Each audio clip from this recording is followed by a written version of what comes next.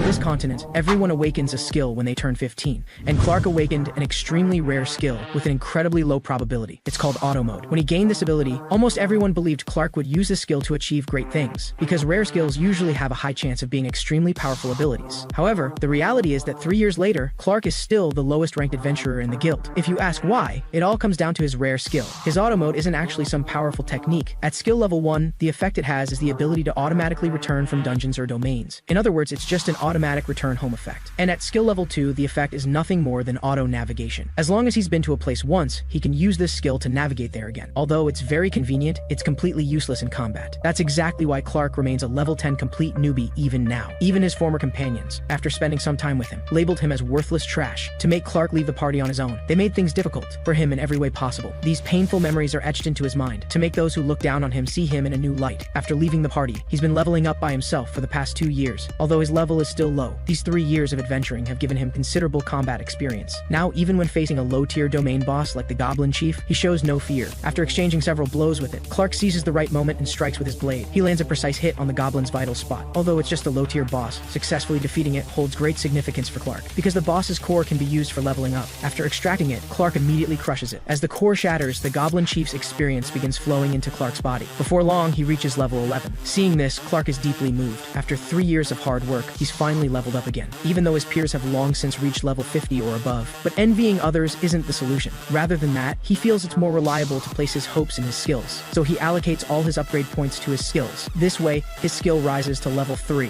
which means he'll awaken a new skill. Recalling all his past experiences, Clark prays continuously in his heart, hoping this time he'll get a useful skill. With an incredibly anxious heart, Clark presses the button that could change his fate. However, what happens next crushes his spirit completely, because Clark discovers his newly acquired ability is auto resource gathering. He never expected to randomly get another useless skill. He couldn't help but sigh. His high hopes lead to bitter disappointment. After adjusting his mindset, he uses his auto return skill to get back to town. Although the disappointing skill makes him feel dejected, to avoid worrying his foster sister Liz at home, Clark still tries his best to adjust his expression before heading home. But before he even reaches the door, that familiar figure comes into view. This fills Clark's heart with warmth. After a brief conversation, the two return home. Although they live modestly, their life is very warm and cozy. Perhaps because they depend on each other. Clark's disguise doesn't escape Liz's eyes. After comforting him, Clark recovers some of his spirits. Looking at the lively girl before him, Clark makes a silent vow in his heart. Even if his useless skill has no purpose, he'll still carve out success through his own efforts. However, what he doesn't expect is that, in just one night, his fate undergoes a complete transformation. Facing the scene before him, Clark can hardly believe it. He doesn't understand what just happened. In his memory, he came here to complete an herb gathering quest. Although lacking motivation, he still plans to test his newly awakened skill first. However, when he activates his auto resource gathering skill, he's startled by the operation panel that appears. Clark never expected all nearby resources to be displayed on the panel. Even the herbs he needs to gather are prominently listed. When he clicks on it, it even asks him to input a quantity. With curiosity, Clark enters the number 30. The next second, the operation panel displays the gathering time. Seeing that it only takes 4 minutes to gather 30 herbs, Clark is completely dumbfounded. In a state of disbelief, Clark presses the start button. As the skill activates successfully, Clark's consciousness immediately falls into darkness. At this moment, there's nothing before him except numbers. When the skill timer ends, Clark is amazed to discover 30 herbs now sitting before him. After that, Clark conducts multiple tests, no matter how rare the resource he gathers. As long as his skill activates successfully, he'll definitely gather the specified amount within the designated time. Even so, the rarer the material, the longer the time required. This legendary dragon herb requires 5 days to gather. Seeing this startles Clark into exclaiming repeatedly. But soon, he realizes something. Such rare material can be obtained in just 5 days. Thinking of this, a bold idea suddenly occurs to him. To verify if it's feasible, Clark doesn't hesitate to climb mountains and cross valleys to reach the Valley of Sighs. Because this is a deadly poison zone. Adventurers rarely come here. However, thanks to this, the resources in the valley are often rarer than those outside. Clark specifically targets this location to use his skill, just wanting to test it out. But unexpectedly, when he opens the operation panel, he gets a shock. Clark never imagined his skill would detect a legendary rare plant, mandrake. This is an extremely rare material worth 10 times more than gold. Even more absurd, gathering one only takes 24 minutes. Seeing this, Clark doesn't hesitate and immediately activates the skill. After waiting 24 minutes, Clark's consciousness returns from the auto state. The moment he opens his eyes, he hurries to confirm if he gathered the mandrake, and the answer is yes. Seeing this, he becomes ecstatic. However, just as Clark is gloating about this, a monster appears behind him at some point, and it's quietly approaching him. However, because Clark has the presence detection skill, before the monster gets close to his body, Clark already detects its presence. Even so, he's still terrified by the monster before him, because the rock lizard possesses mid-tier monster strength. Fighting it, he has no chance of winning. Clark immediately falls into despair. He can't understand why a mid-tier monster would appear in a low-tier domain. Before it, he doesn't even have a chance to escape. Thinking of this, Clark apologizes repeatedly to Liz in his heart. He wanted to use his newly awakened skill to make good money and improve their lives. But unexpectedly, before this wish comes true, he's about about to die. Thinking that Liz will be left alone in this world, Clark's heart aches. He feels that if even he leaves her, it would be too cruel for Liz. To prevent this from happening, he absolutely cannot die here. Even facing an opponent with no chance of victory, he must return home, because this is his promise to Liz. However, even so, facing this terrifying monster, Clark still can't figure out how to escape. Just as he's struggling with this, the rock lizard's abnormal behavior suddenly catches his attention. After careful observation, Clark suddenly discovers the monster before him is extremely weak. Seeing this, Clark seems to think of something. To verify his idea, he extends the mandrake toward the monster. Sure enough, the next second, the rock lizard fearfully covers its head. Its reaction makes Clark more certain of something. According to legend, when mandrake is unearthed, it emits wailing screams that drain life from living beings. But because he was in auto mode at the time, he had no self-awareness and therefore wasn't affected by this negative status. The rock lizard wasn't so lucky. Hearing the mandrake's voice at such close range, its life has surely reached the brink of death. In other words, he can defeat it with a single casual strike. After getting such an incredible bargain, Clark returns home with abundant spoils. The next morning, complaints echo throughout the Adventurers Guild. The reason for the receptionist's distress is nothing but the hectic workload. Seeing this, Trina immediately offers guidance to the two. She believes guild receptionists should dance elegantly like swans. No matter how much hardship they endure behind the scenes, they shouldn't show it. However, the response is that this is unavoidable because they practically pulled an all-nighter last night. They just finished processing what those adventurers brought. They were celebrating that the adventurers they handle hadn't shown up for a week, but unexpectedly last night they brought tons of unscheduled gathering materials. Thinking of this, they complain again. But soon, they shift the topic to Trina. They say enviously that the adventurer Trina handles hasn't been around in a long time. That person everyone calls the low-tier adventurer. Hearing this, Trina realizes it's true. She hasn't seen Clark in quite a while. Just then, the guild doors suddenly burst open. The arrival is none other than Clark, returning with a full load. Seeing this, the two rookie receptionists nearly faint on the spot, because what Clark brought is clearly unscheduled rare materials, which means they definitely can't escape another night of overtime. While they're looking gloomy about this, Trina beside them displays a professional smile, and then receives Clark without batting an eye. Seeing this, the rookie receptionists can't help but admire her, as expected of Trina. Facing such rare materials, her voice doesn't tremble at all. She's truly a model receptionist. But the other receptionist has a different view, because she notices Trina's feet are stomping continuously, and as their conversation deepens, her left foot stomps harder and harder. Even so, as a veteran guild receptionist, what Clark brought isn't enough to shake her composure. However, just as Trina thinks the rarest item Clark brought is the head of a mid-tier rock lizard, Clark suddenly pulls out a mandrake. Seeing this, even Trina loses her composure. She completely changes from her usual gentle demeanor. With a dark expression, she says she hopes he can come with her for a moment. Before Clark can respond, Trina drags him into a private room. This sudden turn of events leaves Clark completely bewildered. Facing the guildmaster before him, Clark momentarily thinks he's done something wrong, which makes him tremble with fear. Seeing this, the guildmaster tells him to relax. Calling him here isn't about anything serious. There are just some suspicious points they need to ask about. Mandrake, this top-tier rare material, isn't something easily obtained, so they want to know where and how Clark obtained it. Hearing this, Clark becomes nervous. To avoid exposing his skill, he tells them he obtained it by chance in the Valley of Sighs. Although they clearly don't believe his answer, they don't press further. Just like that, Clark successfully gets away without exposing auto mode, and he even makes a fortune from it. At this moment, he can't wait to return home and tell Liz the good news. The highest market price for Mandrake is over 250 gold coins. Although the Adventurers Guild buys at wholesale prices, it's still 65 gold coins. However, because they don't have much cash, Clark ultimately exchanges part of it for magic stones used for leveling up. If he uses all these rock lizard cores, his level will increase dramatically. Clark heads home happily. However, what he doesn't expect is that his unusual behavior has caught the Adventurers Guild's attention. The guildmaster can't understand why Clark, who was worthless trash until yesterday, can suddenly bring top-tier materials and defeat a mid-tier monster alone today. How did a low-tier adventurer accomplish this? To figure this out, the guildmaster has Trina find someone to monitor Clark, to uncover all his hidden secrets. The next morning, Clark heads alone to an extremely unpopular domain to execute a resource-gathering quest. Today, his target is the low-income West Coast mine. Although this is a mine dug by ancient dwarves searching for mithril,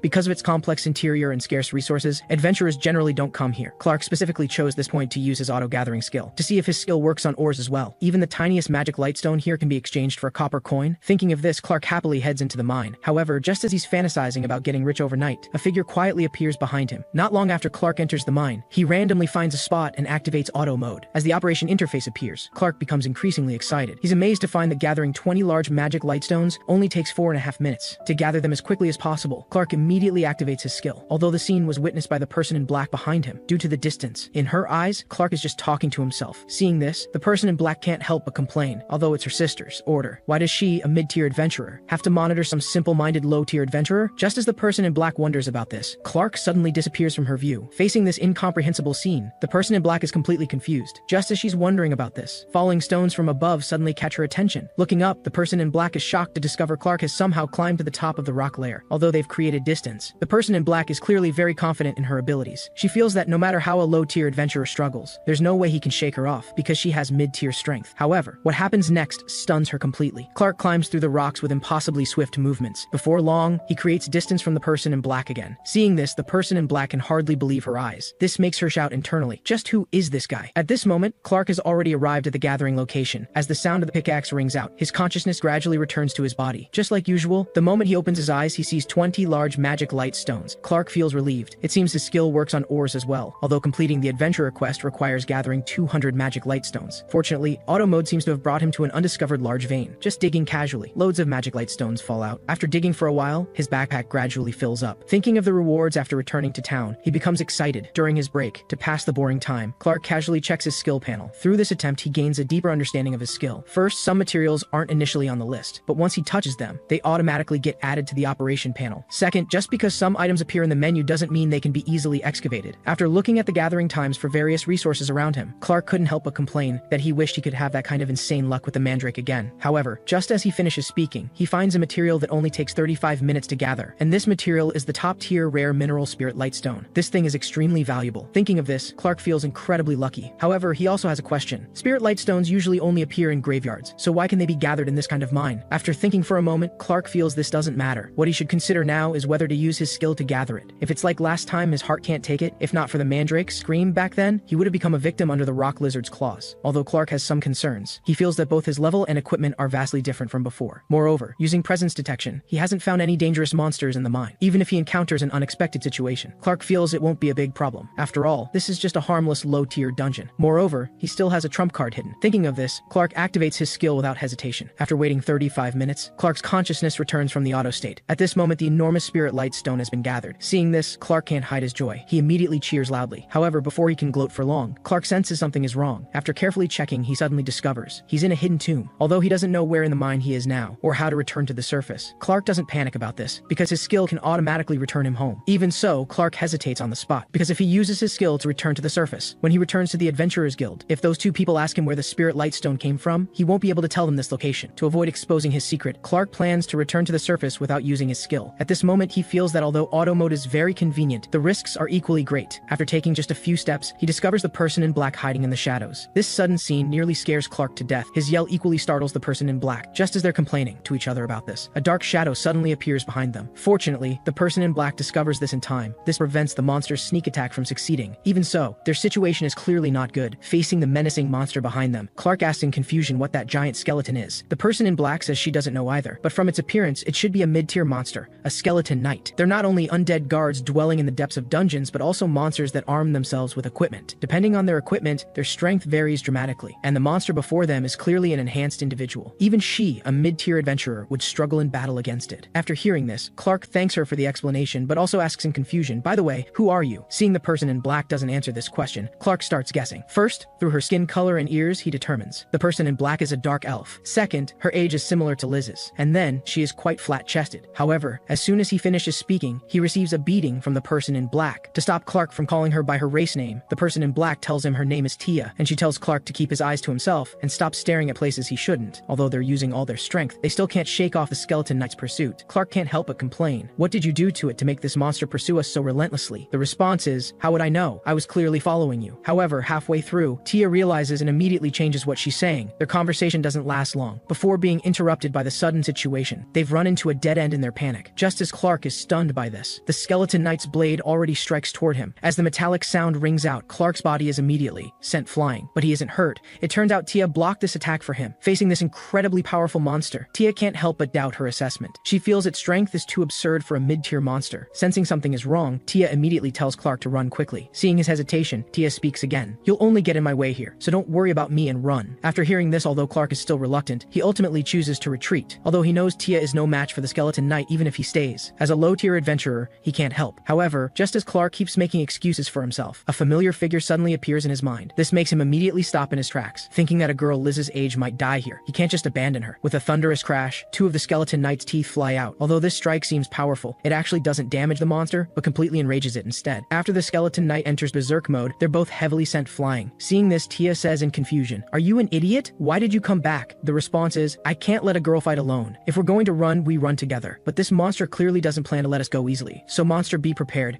because even I don't know what will happen next." As he finishes this sentence, Clark activates his newly awakened ability, Level 4 Auto Battle. After seeing the battle time required on the operation panel, Clark is shocked. shocked. He can't believe that he, a low-tier adventurer, can defeat this mid-tier monster in 14 minutes. Although Clark still has doubts about this, there's no other way now. For them to escape safely, he can only place all his hopes in his skill. Clark resolutely presses the start button. As auto mode activates successfully, Clark's consciousness immediately falls into sleep. Facing this sudden turn of events, both Tia and the skeleton knight are completely baffled. They can't believe this man actually fell asleep during battle. Seeing him look down on it like this, the skeleton knight decides to take him down first. However, incredibly, no matter how it swings its blade, it can't hit the sleeping Clark. Seeing this, the skeleton knight immediately changes its attack method. However, even so, it still can't harm Clark in the slightest. This makes the monster tremble with rage. Seeing the skeleton knight gradually losing control, Tia reminds Clark not to make any more provoking moves. However, before she can finish, the skeleton knight unleashes a frenzied attack mode. Tia can't bear to watch. She feels that facing such a fierce attack, Clark must have met his end. However, what she doesn't expect is that Clark is not only completely unharmed, but he even takes advantage of the smoke blocking the monster's vision to quickly flash behind it and casually pick up the pickaxe and shovel that were dropped earlier. This smooth series of moves leaves Tia utterly stunned, and she immediately realizes that Clark's earlier provocation was actually deliberate. It was all to seize the opportunity to retrieve the weapons on the ground. However, even so, what can he possibly do with just a pickaxe and a shovel? But the moment that proves her wrong comes quickly. She never expected that Clark would actually use an ordinary pickaxe to inflict damage on the mid-tier monster skeleton knight. This leaves Tia absolutely shocked. After all, even she, a mid-tier adventurer, cannot accomplish such a feat. Seeing this, Tia can't help but exclaim, "What on earth is going on with this guy?" On the other side, the skeleton knight is enraged to the extreme by the earlier attack. Right now, it wants nothing more than to tear this person before it into pieces. But no matter how it attacks, Clark easily dodges every strike, and he can even seize the gaps in the skeleton knight's attacks to deliver precise counterattacks. In less than 2 rounds, Clark severs the monster's arm. Faced with such an absurd scene before her, Tia is already stunned speechless. She cannot comprehend at all how a low-tier adventurer wielding a pickaxe can render a mid-tier monster completely powerless to fight back. This makes her wonder just who exactly is this person before her. And so, after some time passes, Clark safely returns from West Coast Mine to the Adventurers Guild. Not only that, but he also brings back that enormously large spirit light stone. Seeing this, Trina is so shocked she gasps repeatedly. To avoid drawing attention, Clark immediately covers Trina's mouth. However, even so, the other adventurers still hear the words Spirit Light Stone, which makes them gasp in surprise as well. After seeing everyone's reactions, Clark has an ominous premonition. Sure enough, the next second Trina says to him, "You know what I'm about to say next, right?" After hearing this, although Clark wants to find an excuse to brush it off and leave, Trina beats him to it and firmly grabs his wrist. Seeing this situation, Clark knows that this time, he'll have to go through the proper procedures just like last time, but he really doesn't want to see that terrifying person again. Just as Clark is thinking about how to escape, suddenly the door to the inner room is slowly pushed open by someone. The guildmaster first gives Clark an eerie smile, then makes a gesture at him, and finally says with a gloomy expression, "Hurry up and get over here." And so, with no choice but to comply, Clark can only enter this terrifying room once again. After examining the enormously large spirit light stone on the table, the guildmaster asks Clark where he obtained this rare ore. This question is within Clark's expectations, so he immediately states that he obtained it by chance while gathering magic light stones at West Coast Mine. After hearing this, although both of them show skeptical expressions, they don't pursue the matter further. The guildmaster then appraises the stone he brought. After the inspection is complete, the guildmaster asks him, "How much do you think such a large spirit light stone is worth?" Regarding this, Clark says that since it's a rare material, it should be worth at least 1 gold coin. Hearing this, Trina can't help but comment, "If it were the size of a fingernail, then yes, that would be correct." At this moment, the guildmaster also speaks up, asking if Clark has heard the story of the hero who slayed the dragon. Clark confirms this, as it's after all a well-known tale. He remembers that, in the hero's party, there was a great mage whose staff was adorned with a fist-sized spirit light stone at the tip, which was exceptionally expensive. With the end of this statement, Clark suddenly realizes something. The spirit light stone he brought is about the same size as his own fist. Seeing that Clark has understood the value of the item before him, the guildmaster takes a deep breath, then says to him, "This spirit light stone is of national treasure level." With the end of this statement, Clark immediately freezes in shock, but before he can recover from this state, the guildmaster says to him again, "If this spirit light stone were exchanged for gold coins, it would be worth approximately 600 coins, and depending on the circumstances, selling it for 1 to 2,000 gold coins isn't impossible, as this is a treasure every mage dreams of possessing." Hearing this, Clark is so shocked his soul nearly leaves his body. But just as he thinks he'll become rich overnight, the guildmaster suddenly speaks up. However, the guild purchases at wholesale price, and this spirit lightstone can only be exchanged for 100 gold coins. Although a normal person would certainly turn and leave without looking back after hearing this, Clark's mind works in peculiar ways. Right now, he's actually thinking that 100 gold coins can be exchanged for 100,000 loaves of rye bread. Even if he stops working, that would be enough for him to live for several years. However, just as Clark is about to take the the gold coins, the guildmaster suddenly speaks up again, saying he can also choose to exchange it for magic stones to raise his level, in order to find more rare materials. This statement makes Clark feel conflicted. After careful consideration, Clark ultimately chooses the magic stones. Seeing this, the guildmaster immediately shows a satisfied smile and praises Clark's choice. However, after just a few words, she reminds Clark to be extremely careful when using magic stones, because excessive use in a short period of time carries the risk of one's entire body rupturing in death. And so, after exchanging for the magic stones, a completely baffled Clark heads home. However, what he doesn't expect is that the two people in the guild are now discussing his affairs. Trina says she cannot believe Clark's words. How could anyone possibly gather top-tier materials in that beginner's domain, let alone survive after fighting a mid-tier monster? Such an absurd claim. The guildmaster says that being the case, they'll have to call that person over. With the end of this statement, Tia appears before the two of them. The guildmaster then says to her, "Originally, I had quite high expectations for you, but I never imagined you couldn't even handle such a simple task." Regarding this, Tia says that although her blunder is an undeniable fact, that man's actions became extremely strange after entering the mine. She also spent great effort to barely track him to the depths of the dungeon, but she didn't expect to encounter a skeleton knight's attack there. Hearing this, the guildmaster immediately states that even so, she cannot let the surveillance target discover her presence. However, the situation was urgent at the time. If you hadn't intervened in time to deal with the skeleton knight, that low-tier adventurer probably wouldn't have made it back alive, so let's call this matter even. Although the guildmaster's words make Tia quite pleased, there's one thing she must correct. The person who defeated the skeleton knight was not her. This statement surprises the guildmaster. Could it be that the mid-tier monster skeleton knight was mainly defeated by that low-tier adventurer? Regarding this, Tia says rather than mainly, it's more accurate to say she didn't take action at all. In fact, that low-tier adventurer fought the skeleton knight alone, and the only weapons he had were a pickaxe and a shovel. But even so, he showed no fear. Facing the skeleton knight's ferocious attacks, he not only dodged them easily, but also delivered precise counterattacks.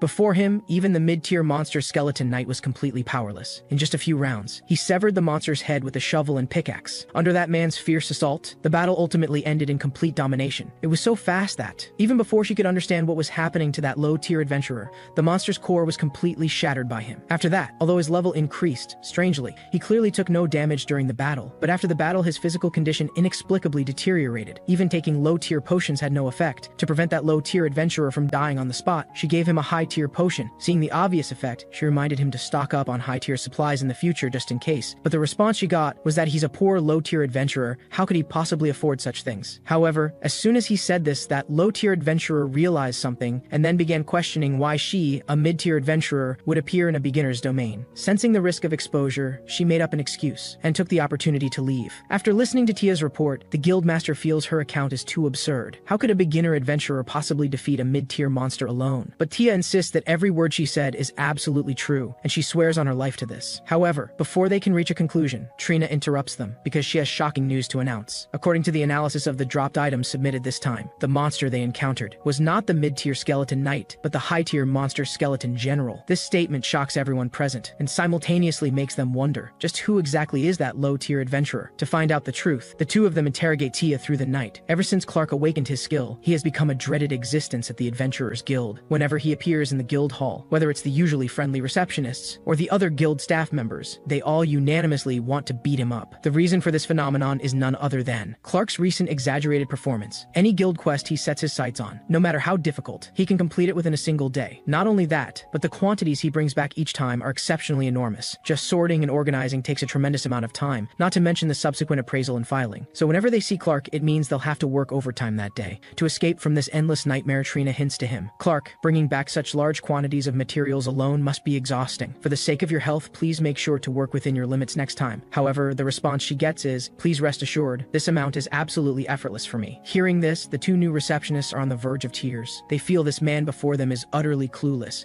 having completely missed the hint in Trina's words. If it weren't for their professional position, they really want to speak plainly with Clark, unlike their expressions. Clark, after settling the quest rewards, immediately heads to the next quest location. He feels that as long as auto mode exists, he can easily complete all low-tier quests because even high-tier monsters are no match for his skill. However, that being said, treating it as a trump card at this stage carries too much risk. After all, he knows very little about his own skill. If facing two or more types of enemies, he doesn't know if his skill will be effective. To verify this, Clark heads to the beginner's domain, the mist forest with only low-tier creatures. For Clark, this is the perfect testing ground because he's very familiar with the environment here and the monster composition. Even if something something goes wrong midway, he can retreat safely. With this in mind, Clark immediately activates level 4 auto battle. And so, after some time passes, Clark's consciousness gradually returns to his body. At this moment, the mist forest has no monster presence, replaced by the scene of devastation all around. Clark alone has slaughtered all the monsters in the mist forest without a scratch. Facing this scene of devastation before him, Clark is shocked. He never expected his skill to be this powerful. In over a dozen attempts, not once did an accident occur. As long as he can successfully activate level 4 auto battle, the final result always ends in absolute victory. However, his skill is not without weaknesses. First, his auto mode has a cooldown period. There's a 1-minute cooldown between skill completion and the next activation. So his skill basically cannot be used consecutively, though other skills are not affected by this. For example, if he uses auto gathering and then happens to encounter an enemy, he can immediately activate auto battle to engage the opponent. Another weakness is unknown enemies. If he has never fought an opponent before, he cannot use the corresponding skill against them. However, as long as he lands one hit on the opponent, he can meet the conditions needed to activate the skill. Although his auto mode has these two weaknesses, once overcome, it will become his most powerful weapon. With this in mind, Clark immediately begins new tests. However, because he's too focused, he doesn't return home until late at night after testing. Clark assumes Liz has already prepared dinner for him, but the moment he opens the door, a wooden spoon flies toward him. Unable to dodge in time, Clark is hit right in the face. But before he can even figure out what happened, a familiar voice reaches his ears. "So you finally decided to come back. Do you even know what time it is?" Hearing this, Clark immediately begins to explain. However, before he can speak, Liz has already guessed what Clark wants to say. She then says that although she can understand his joy over the evolution of his skill, if he doesn't pay proper attention, he'll definitely end up seriously injured again like last time. Hearing this, Clark immediately understands. It seems Liz has been worried about him all along. To make it up to her, Clark wants to give Liz a gift. After asking repeatedly, Liz finally says she wants a set of mithril tableware. This statement startles Clark. After all, that set of tableware has the outrageous price of 12 gold coins, which makes him complain. What kind of dish requires such expensive tableware? Is it for cooking dragon meat? Regarding this, Liz says it's not for cooking dragon meat. It's for someone who doesn't care about his own safety and gets injured recklessly. Next time, she'll smack his face with a mithril spoon. Hearing this, Clark is so frightened he repeatedly begs for mercy and promises to be careful in the future. And so, after the two make this agreement, Liz finally allows him back into the house. After a night of thinking, Clark finally finds a way to both become stronger and not worry Liz. That is to rent a new companion, a donkey cart. Faced with such an absurd scene before her, Liz, already stunned speechless, can only ask helplessly, "What are you up to now? Are you giving up being an adventurer to become a merchant?" Regarding this, Clark denies it. After a night of consideration, he ultimately cannot give up the idea of becoming stronger. But at the same time, he doesn't want to make Liz worry about him anymore. So he came up with a compromise, which is to recruit companions to adventure with him. This way, not only will battles against strong enemies become easier, but it can also help carry some heavy cargo. As for the issue of leaving early and returning late, that will be greatly reduced with companions joining, and even his range of activity will expand much more than before. So after thought, he ultimately chose this companion before him. Clark feels that as long as he has this guy, all current troubles can basically be solved. In that case, dominating 3 domains in one day should be no problem. With this in mind, Clark excitedly heads to the quest location. Unlike his expression, the expressions of everyone at the Adventurers Guild are much heavier. They cannot believe that Clark actually took all the remaining quests from the low-tier domains in one go. After all, that's a workload that requires multi-person teams and several days to complete. Could he possibly intend to complete them all in one day? Although the two feel this is impossible, when they think about how Clark only rented the cart for one day, they immediately fall into despair. Unlike their thoughts, Trina feels that even though Clark's work has been going well recently, he cannot possibly collect such a large quantity of items in one day. But the new receptionists feel that's not necessarily true, since Clark's recent behavior has been too abnormal. Trina still insists on her opinion. She says that if Clark really completes all those quests this time, then, as the guild members, they'll have no choice but to have him accept appropriate measures. Even if the result leads to whatever misfortune for Clark, she'll have to take this action. A little later, in the guild's cafeteria, a group of adventurers is discussing Clark's affairs. Their conversation catches someone's attention. To obtain more information, she casually approaches the adventurers and orders the same drinks for them. After doing this, she successfully blends in with the adventurers. Then she begins inquiring about Clark's affairs. Meanwhile, Clark arrives at the circuit carriage station. After looking at the signboard on the platform, Clark can't help but reflect that he used to take the circuit carriage to quest locations when doing adventurer tasks before. However, today he no longer needs to take this form of transportation because he already has a trustworthy companion, though only rented for one day. But that's completely enough. Just as Clark is still excited about this, under a large tree not far from him, a figure appears at some unknown time. The person is none other than Tia, who has been carrying out surveillance tasks. After seeing Clark's mount, Tia mutters with a puzzled expression, "Why choose a donkey as transportation when horses are much faster? Is it because it's cheap? That's why they say low-tier adventurers don't understand the value of money." However, before Tia can finish muttering, the sound of a whip comes from behind her. Clark, through some unknown method, makes the donkey cart race forward at an incredibly exaggerated speed. In just the blink of an eye, it vanishes without a trace. Faced with such an absurd scene, Tia is already stunned speechless. She cannot comprehend why a donkey cart would be faster than a horse carriage. And so, So, after 1 hour and 22 minutes of travel, Clark drives to the first quest location, Poison Swamp. Seeing this, Clark can't help but become excited. It seems his test is a great success. After all, using a normal horse carriage to get here takes at least 2 hours. But if he uses auto movement on the donkey cart, it only takes less than 1.5 hours to reach here. In other words, while riding a mount, his auto mode can still be used, and it's much faster than normal speed. Thinking of this, Clark can't help but recall the past. He once competed in a speed race against the fastest person in the Knight Order, although the final result ended with his overwhelming victory. After the race, that defeated knight for some reason shouted at him, "Please don't confuse courage with recklessness, and human feet are meant for walking on the ground." After saying this, the Knight Order members took him away on the grounds that the racer was unwell, and the race result was left inconclusive. But even if the opponent was unwell at the time, the fact that he beat a knight is undeniable. After all, his level was only 1 at the time,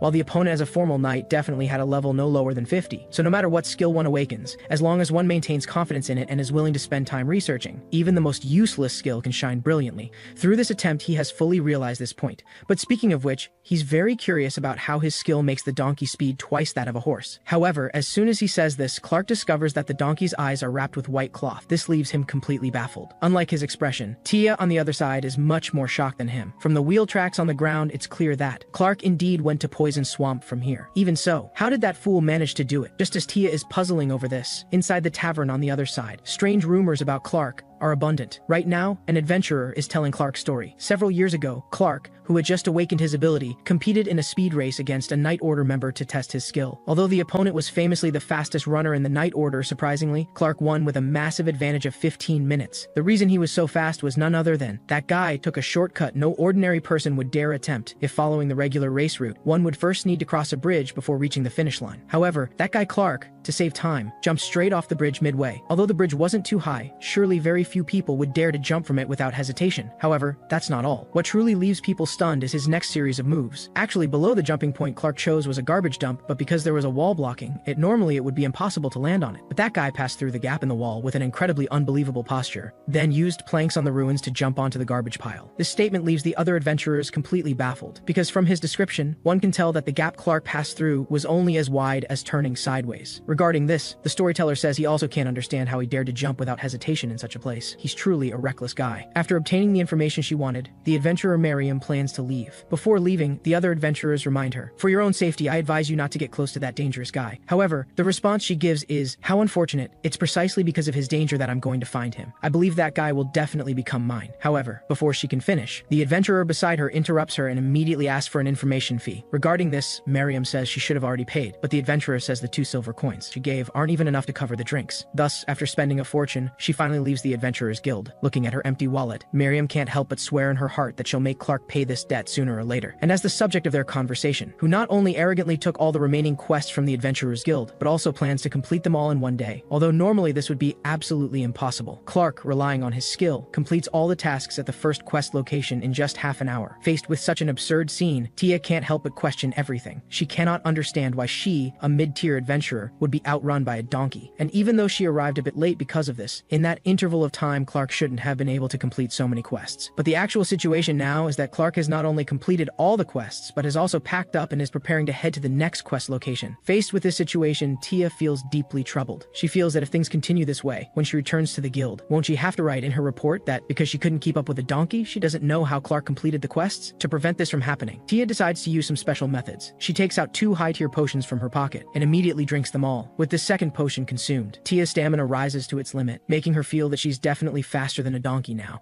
And so, after some time passes, Clark drives to the Valley of Sighs. However, this time Tia has beaten him there and has been waiting on the rocks for quite some time. Seeing this, Tia can't help but think, see, this is the power of a mid-tier adventurer. As expected, even Clark cannot complete the West Coast mine quests within 6 hours. It seems skipping that place and coming directly to the Valley of Sighs was the right choice. After all, continuing to chase would be futile, because even after drinking 2 high-tier potions, she still can't keep up with the donkey's pace. Thinking of this, Tia feels that to complete the mission, a moment of shame is nothing. Moreover, now is the perfect opportunity to restore her reputation. As long as she figures out Clark's method of obtaining rare materials, she can regain her standing at the Adventurers Guild. However, as soon as she thinks this, Clark's strange behavior catches her attention. Clark stops the cart before even entering the valley and mutters to himself, "Is this for real? It only takes 30 seconds to obtain that?" This statement confuses Tia. However, before she can figure out the meaning of Clark's words, she's shocked to discover that Clark, who was on the cart just a second ago, has somehow already appeared behind her. This sudden turn of events catches Tia completely off guard. Fortunately, Clark doesn't seem to have noticed her presence, though she's completely panicking inside right now. She doesn't dare make a single sound, terrified of being discovered by this low-tier adventurer. Recalling Clark's earlier movements, Tia can't help but wonder if this person is really a low-tier adventurer. Based on his abilities, he should have long surpassed the low-tier range. But before Tia can finish her thoughts, Clark has already pulled out the mandrake he found. Seeing this, Tia is filled with dread. This thing doesn't just drain a creature's life force. It can sometimes instantly kill anyone within an 8-meter radius.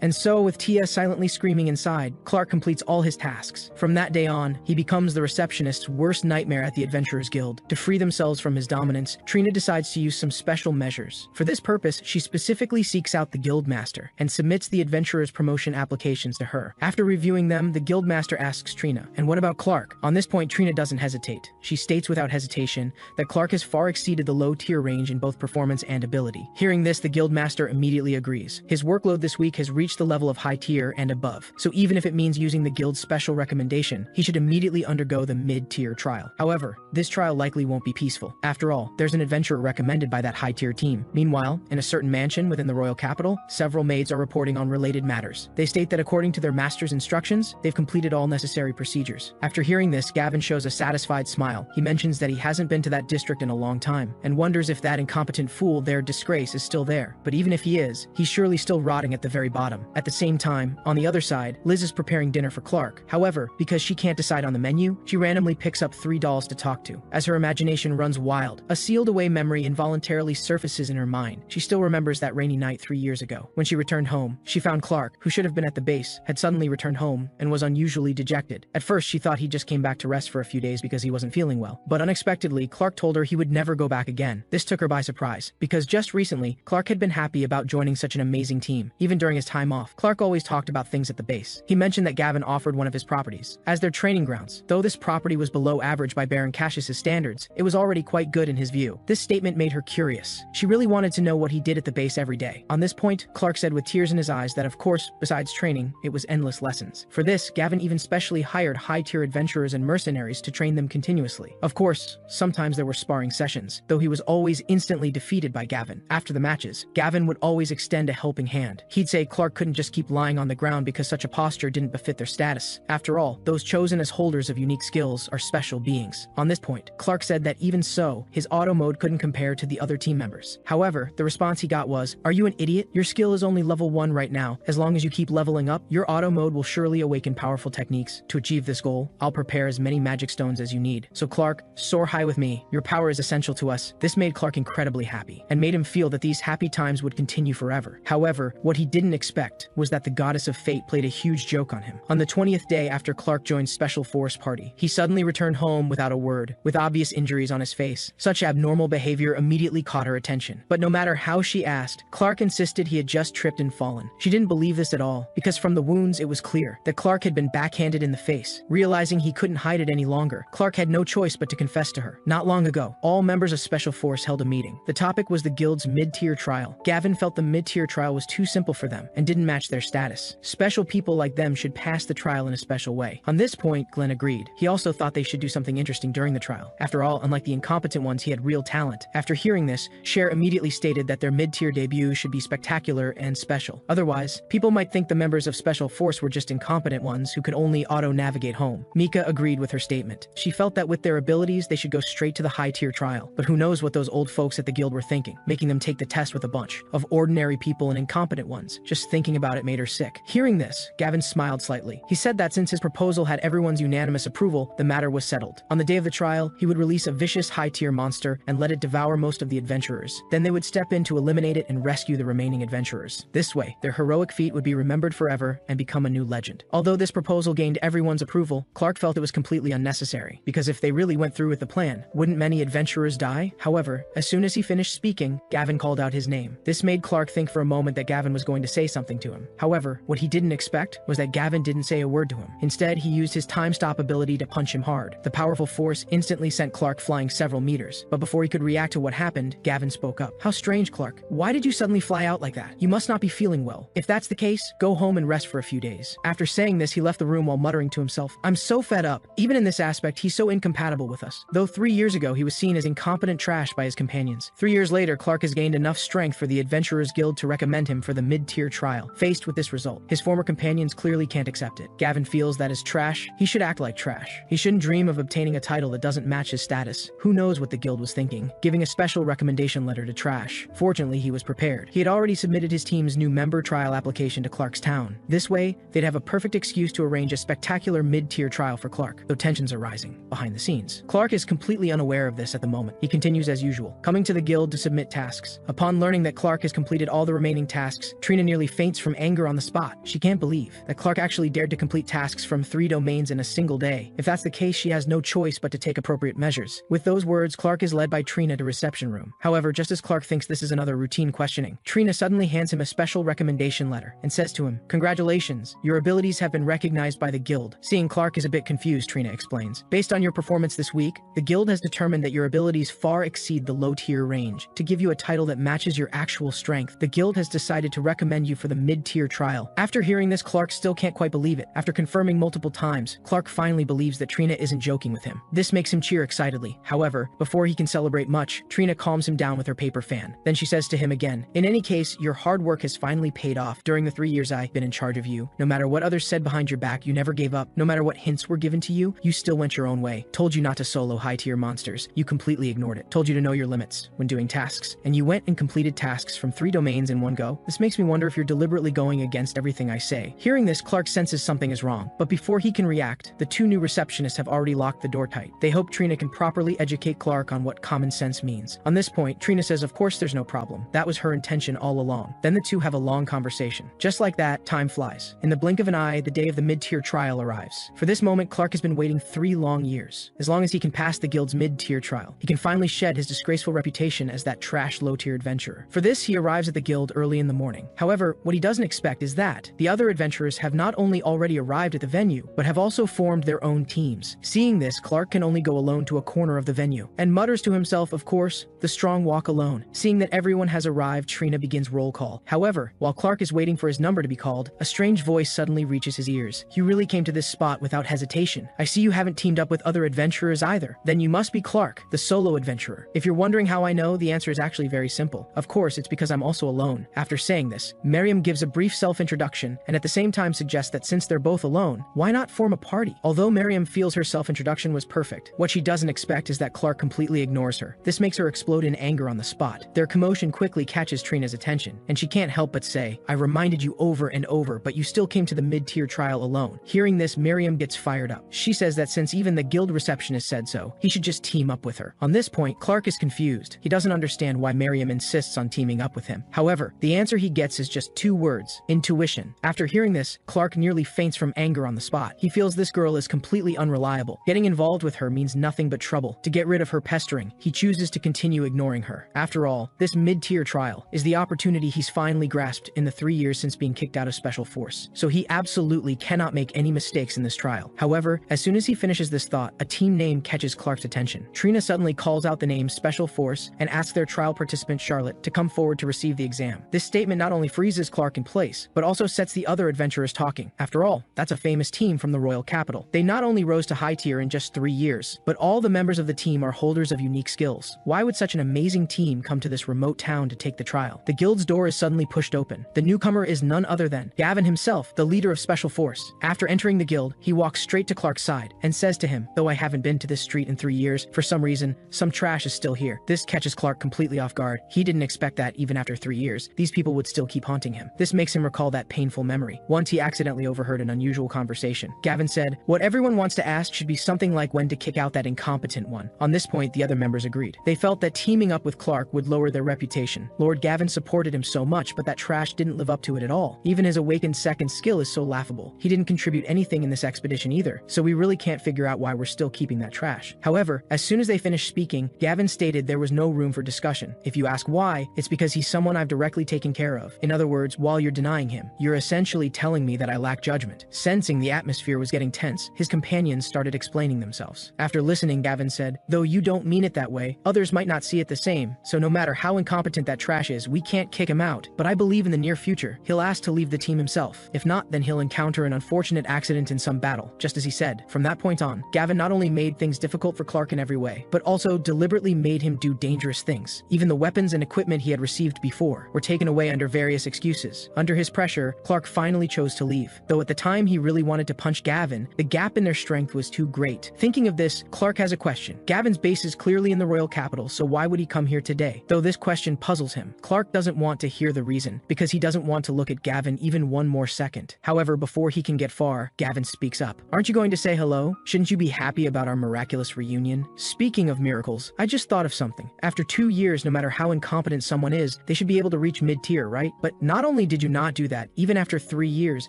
you're still taking the mid-tier trial. This can truly be called a miracle. I didn't expect your level of incompetence to be so astonishing, though Gavin's words make Clark furious. Before he can respond, Miriam beats him to it and shouts at Gavin, I don't care what kind of amazing high-tier party you are. Please watch how you speak to my companion. I absolutely won't allow you to insult him anymore. If you have complaints, then let me, the future great mage, be your opponent. As Miriam finishes speaking, Gavin's expression becomes increasingly menacing. Gavin possesses the ability of time stop. Right now, he's planning to use this technique to teach this person a lesson. Sensing something is wrong, Clark immediately stops Miriam from talking and makes up an excuse to take her away. After putting some distance between them, Clark stops and thanks Miriam. However, the response he gets is, don't mention it. We're companions now. Hearing this, Clark senses something is wrong, but before he can react, Miriam beats him to it and submits a party formation application to the guild, quickly completing the process. Though Clark still wants to say something, Trina states that all exam materials have been distributed, so he has no choice but to complete the trial with Miriam. Their commotion quickly catches someone's attention. After observing Clark for a while, Charlotte, the new member of Special Force, approaches Gavin. After exchanging pleasantries, Charlotte asks Gavin if the person he just spoke to was the stain he often mentions. On this point, Gavin confirms it. However, he also says not to worry too much, because that stain will soon disappear before us as a backdrop for your mid-tier debut. On this point, Charlotte has a different view. She feels the final result of this trial might not be what Gavin envisions, but the response she gets is, rest assured, everything will go exactly as I imagine. Just like that, with tensions rising behind the scenes, the Adventurers Guild mid-tier trial officially begins. After leaving the guild, Miriam immediately checks the trial objectives. Though the materials listed are numerous, as long as they collect any 3 materials from the list before noon tomorrow, they'll pass the trial. Seeing this, Miriam can't help but say, we're really lucky. Our 2 lists have 4 materials that are exactly the same. This way we only need to spend time once to complete both our tasks. Though this makes Miriam happy, Clark's expression is different right now. No matter what Miriam says to him, Clark remains silent. Seeing this, Miriam can only increase her efforts. As time passes bit by bit, Clark finally can't hold back anymore and complains. Can you stop talking, you hitchhiker? You're driving me crazy. However, after hearing this, Miriam not only shows no remorse, but escalates even more. This makes Clark so angry that he directly pulls up his skill panel and states that he's really had enough. If that's the case, I can only enter auto mode to get some peace and quiet. So sorry, the speed might be a bit fast after this. With those words, Clark activates his level 2 auto movement. Just like that, after some time passes, Clark not only reaches the first gathering location as planned, but also seems to have shaken off Miriam's pestering. Just as he's feeling smug about this, suddenly groans come from the back of the carriage. This shocks Clark. He didn't expect Miriam to be able to keep up with his speed. Even so, since she's already followed him, he can only temporarily accept this reality. Then the two set off toward the task location. Though monsters constantly block their way, it doesn't affect their progress at all, because only low-level monsters appear above this graveyard. They pose no danger to the two of them. The truly dangerous place is below the graveyard, where mid to high-level grave fiends are everywhere. And what Clark needs to collect this time is precisely the grave fiend's jaw. However, though the danger level above the graveyard is relatively low, among low-tier adventurers, there probably aren't many who can easily handle skeletons like Miriam does. Though Miriam's skills surprise Clark, on second thought, this is only natural. After all, she earned her trial qualification solo, and in terms of talent, this newcomer who debuted just 1 year ago is much stronger than him. Seeing this, Miriam immediately says, "You must be marveling at my abilities right now." On this point, Clark confirms it, and at the same time asks why she knows what he's thinking. Does she have a mind-reading skill? But the answer he gets is that she doesn't need to use any skill, because anyone who's teamed up with her has envied her dazzling talent without exception, so she understands Clark's thoughts perfectly. However, if you're amazed now, it's still too early, because I haven't shown my true power yet. However, at this moment, a large group of skeletons suddenly appears in front of them. Just as Clark is thinking about how to deal with them, Miriam suddenly says to Clark, "Let me handle this group of monsters alone. This is a perfect chance to show you the true power of the future great mage." Miriam immediately unleashes her most powerful technique. However, what happens next is embarrassing. Though Miriam aims at the skeleton army, for some unknown reason, after releasing her magic,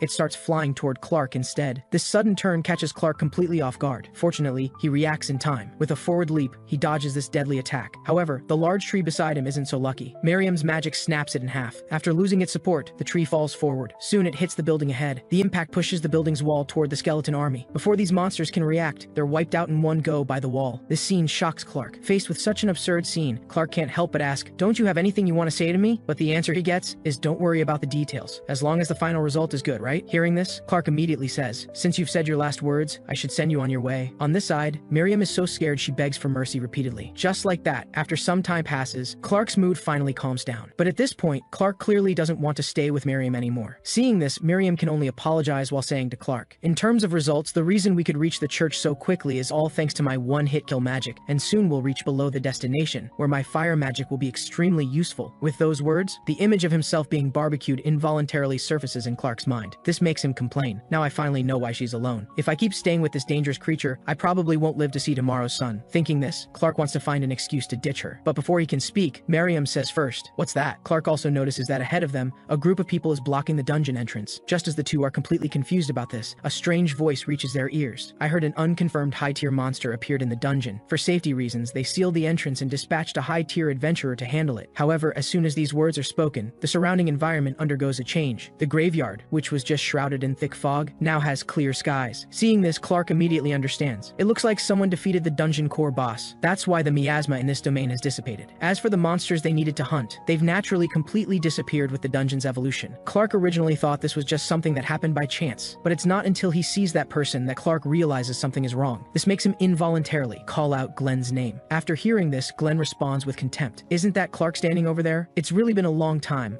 I didn't expect you to still be so insignificant." Faced with this provocation, Clark doesn't respond. He just asks why he, an adventurer active in the royal capital, would come to this backwater town. But the answer he gets is, "Of course I'm here to help. Gavin, out of goodwill, accepted the guild's commission to supervise the trial, so that's why I'm here. However, thanks to this, I accidentally discovered that this dungeon was hiding a high-level monster. Fortunately, I found it in time. Otherwise, who knows how many people would have died. But this kind of thing might also happen at other trial locations. So Clark, just struggle all you want with that trash skill of yours." Sensing something suspicious, Clark originally wanted to question what Glenn meant, but the other party has already driven away. However, from his brief words, Clark has already guessed that they're very likely here to cause trouble for him. After all, Glenn mentioned something about destroying hunting grounds before leaving. If that's really the case, then his upcoming trial will surely be extremely dangerous, because these people will stop at nothing to achieve their goals. Thinking of this, Clark begins to have second thoughts, but moments later, he changes his mind. Because he's no longer the incompetent trash he was 3 years ago. This time, he'll use his skills to crush all of Special Forces' schemes. For this, he'll keep auto mode running at full power, so those who see him as trash can witness the true power of his skills. Meanwhile, something strange is happening at East Cloud Mountains. The mountain, which enjoys spring-like weather year-round, suddenly begins experiencing heavy snowfall. The one responsible for this phenomenon is none other than Cher herself, a member of Special Force. She not only uses her skill to alter the mountain's climate, but also mocks Clark for overestimating himself, saying with his shallow knowledge, there's no way he can escape from Lord Gavin's grasp. If Clark dares to come here, she'll definitely make him experience the power of weather control. Under the effect of her skill, both body and spirit will ultimately turn into ice sculptures devoid of warmth. Just like that, after some time passes, two members of Special Force return to the Adventurers Guild and immediately report on the relevant matters. They state that they've destroyed all the trial sites as Gavin instructed. After hearing this, Gavin responds, as expected of Special Forces elite, completing the mission in such a short time. With this, Clark's mid-to-tier trial is basically hopeless, since the materials he needs to collect have mostly been cleared out, so all that remains is to weed out the rest of the incompetents. For this, he orders his mercenaries to destroy all low-tier domains around the town. This way, if the trial participants want to complete their tasks, they'll have no choice but to challenge high-difficulty dungeons. Only through this method can this trial become meaningful, because all the incompetent ones will be eliminated. This is the responsibility that the strong should demonstrate. Glenn had once thought that Gavin came to this remote border town solely to obstruct Clark's trial, but the answer he gets is that Clark is just roadside trash, dealt with in passing. Their true purpose for this trip is to make this ordinary trial somewhat special. Since he's accepted the role of supervisor, this mid-tier trial organized by the guild must become legendary, and for this, sacrificing some trash is well worth it. Who knows, the local guild master might blow a fuse upon learning of this. But regardless, even if a backwater guild master like this dies, it won't draw any attention from the royal capital. However, just as the words fall, Glenn receives a message that Clark is moving north. Hearing this,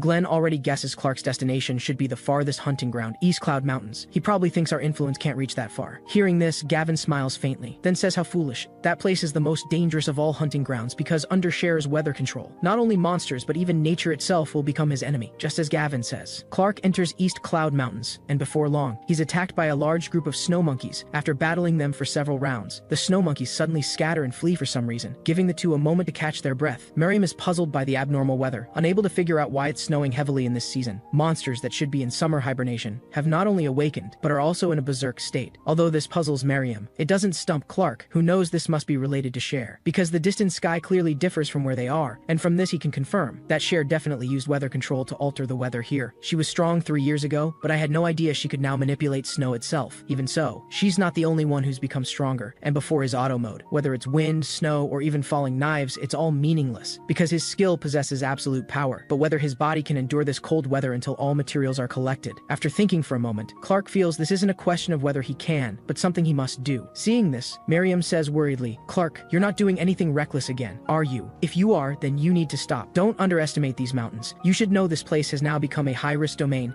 and it's not just monkeys that have awakened." Clark doesn't address her warning directly. Instead, he admits, "It feels good to know someone has your back." However, his skill is better suited for solo action, because once he uses auto mode, Miriam definitely won't be able to keep up with him. So our partnership ends here, and with these words. Clark also activates level 3 auto gathering. Just as he says, in the blink of an eye, Clark disappears into the vast snowfall. After a long wait, Clark's consciousness returns to his body, and the materials he needs to collect are already gathered. However, due to the 1-minute cooldown, he is temporarily unable to proceed to the next location. But while Clark waits patiently, suddenly a familiar voice reaches his ears, and seeing this, Clark can't help but grumble. "Are you an idiot? I told you to go back. Why did you chase after me? You should know the next gathering location is 2.5 hours away, and in such harsh weather. Staying here that long is extremely dangerous. So I advise you to return to town before you catch a cold." Clark then activates auto gathering again. After some time, Clark recovers from the auto state. Though the materials he needs are collected, one thing puzzles him. Why are the surroundings pitch black? Did he miscalculate sunset time? To figure out where he is, Clark takes out a magic light stone from his backpack and lights it up. However, what Clark doesn't expect is that this unintentional action puts him in danger. Drawn to the bright light, the monsters surrounding Clark attack him all at once. But just as they're about to succeed, a figure suddenly appears before them, and the staff in her hand keeps gathering magical power. Its dazzling glow instantly draws the monsters' attention, and while they're stunned, Miriam shouts loudly to Clark, "Watch out behind you." But before Clark understands what she means, a massive fireball comes flying. Seeing this, Clark can only dodge urgently. However, the snow beast behind him isn't so lucky. Seeing her skill land, Miriam's confidence surges. She can't help but shout at the snow beast, "If you want to take down my companion, you'll have to get past me, the future great mage, first." However, just as the words fall, the snow beasts begin roaring at her. Hearing this, Miriam trembles with fear. But to let Clark escape danger, she still plans to steel herself and keep the snow beasts occupied. However, what she never expects is that these snow beasts completely defy conventional tactics and start using throwing attacks. Completely unprepared, Miriam is immediately knocked down the mountain. The scene before him fills Clark with worry. Fortunately, the mountain base is already covered with thick snow, so Miriam doesn't suffer any major injuries. Seeing this, Clark feels somewhat relieved, but the large group of monsters behind him suddenly makes a new move. With a roar, the monsters all begin jumping down the mountain, and Clark is puzzled. He doesn't understand why the snow beasts are ignoring him. Could it be that they want to take out Miriam, the magic user, first? Clark immediately tries to block the snow beast's advance, hoping they'll target him instead. But no matter how hard he tries, the snow beasts still don't pay him any attention. Just as Clark is at a loss about this, suddenly the auto mode control panel reappears before him. It appears his skill has cooled down, which makes Clark hesitate. If he uses auto return immediately, he can still escape danger. Otherwise, he'll have to face a group of mid to high tier monsters alone. Even if he ultimately wins the battle, he'll exhaust his stamina and be unable to leave the snowy mountains. Even so, Clark ultimately chooses to stay and immediately says to Miriam, "Don't misunderstand, we're not friends, but I won't let you die here either. Next, I'll eliminate all the monsters within 11 minutes. So during this time, just stay put." With these words, Miriam also discovers in surprise, Clark's figure gradually disappears before her eyes. Before long, he vanishes without a trace. The scene amazes Miriam, and not just her. Even the snow beasts, known as the Mount Shadow Assassins, are shocked. However, just moments later, these monsters conceal themselves again, because when it comes to stealth, no human can surpass them. It's precisely for this reason that East Cloud Mountains in winter becomes a high-tier domain, as the battle between both sides officially begins. Someone elsewhere learns of this through his enhanced hearing skill. He then reports this to Cher. Upon hearing that 8 snow beasts are surrounding Clark, Cher reveals a satisfied smile. It seems everything is going according to plan. This way, her objective is essentially accomplished, because once targeted by those creatures, there's absolutely no way Clark can leave the snowy mountains alive, though she doesn't know why Lord Gavin is so obsessed with Clark. This special treatment makes her jealous, so she plans to make Clark disappear forever in this white purgatory. On the other side, Miriam carefully observes her surroundings. Though both have concealed their forms, at least she can still hear some sounds from the snow beast's side. But Clark's side is like he's vanished into thin air, with no trace of presence whatsoever. This makes Miriam wonder if Clark has already been killed by the snow beasts. However, just as the thought crosses her mind, a shriek echoes around them. Then a severely wounded snow beast falls to the ground. This sudden scene surprises Miriam. The remaining snow beasts also begin to panic. Their sounds have drawn the gaze of a deadly scythe. Despite the snow beasts being extremely vigilant, Clark can still silently take out them. Seeing this, Miriam can only stare in disbelief. She can't understand how a low-tier adventurer can toy with these near high-tier monsters like this. Even if Clark possesses stealth skills superior to the snow beasts, how does he achieve one-hit kills with a small knife? These monsters' muscles are as hard as armor. The only way to pierce them with ordinary weapons is to strike at the precise moment their muscles relax. But to achieve this requires at least high-tier level strength. Just as Miriam thinks the battle will continue in this manner, suddenly, a dramatic scene unfolds. A signature hair tuft appears on the snow pile behind Miriam, swaying in the wind. This makes the snow beast think that's where Clark is hiding. But when the snow beast destroys it, it discovers the thing inside is merely a decoy. The scene shocks both of them, but before they can recover from this state, Clark already reveals his true form. He seizes the moment, and with a swift strike, pierces the snow beast's weak point. Seeing this, Miriam already senses something. The guy before her is somewhat unusual, because her skill has been warning her since earlier that someday, Clark will definitely accomplish something remarkable. After some time passes, 7 of the 8 monsters have been dealt with by Clark. Seeing this, the sole remaining snow beast can only choose to flee in panic. But what it doesn't expect is, Clark has already predicted its escape route. As the countdown ends, Clark finishes dealing with all the monsters right on time, but his stamina is also exhausted. At this moment, Clark can't see anything. He can only hear Miriam's voice getting closer. Upon learning she's safe, Clark's consciousness falls into sleep again. After a pleasant dream, Clark finally awakens from his slumber. However, the next scene leaves him utterly flustered. While Clark is still stunned by this, Miriam beside him already awakens from her sleep. Seeing Clark has regained consciousness, Miriam immediately greets him. However, halfway through her sentence, she notices Clark's gaze seems off. Miriam can't help but exclaim, "How long are you planning to stare?" Hearing this, Clark finally snaps back to reality. The person before him is actually Miriam, which makes him exclaim in surprise, "So you're a woman?" The response he gets is, "Couldn't you tell? Hurry up and turn away." Hearing this, Clark can only apologize while quickly turning around, but his restless thoughts are far from calm. However, while Clark is still savoring the earlier scene, suddenly the pain in his hands pulls him back to reality, and Clark notices his body is wrapped in bandages, and a piercing pain grows increasingly intense.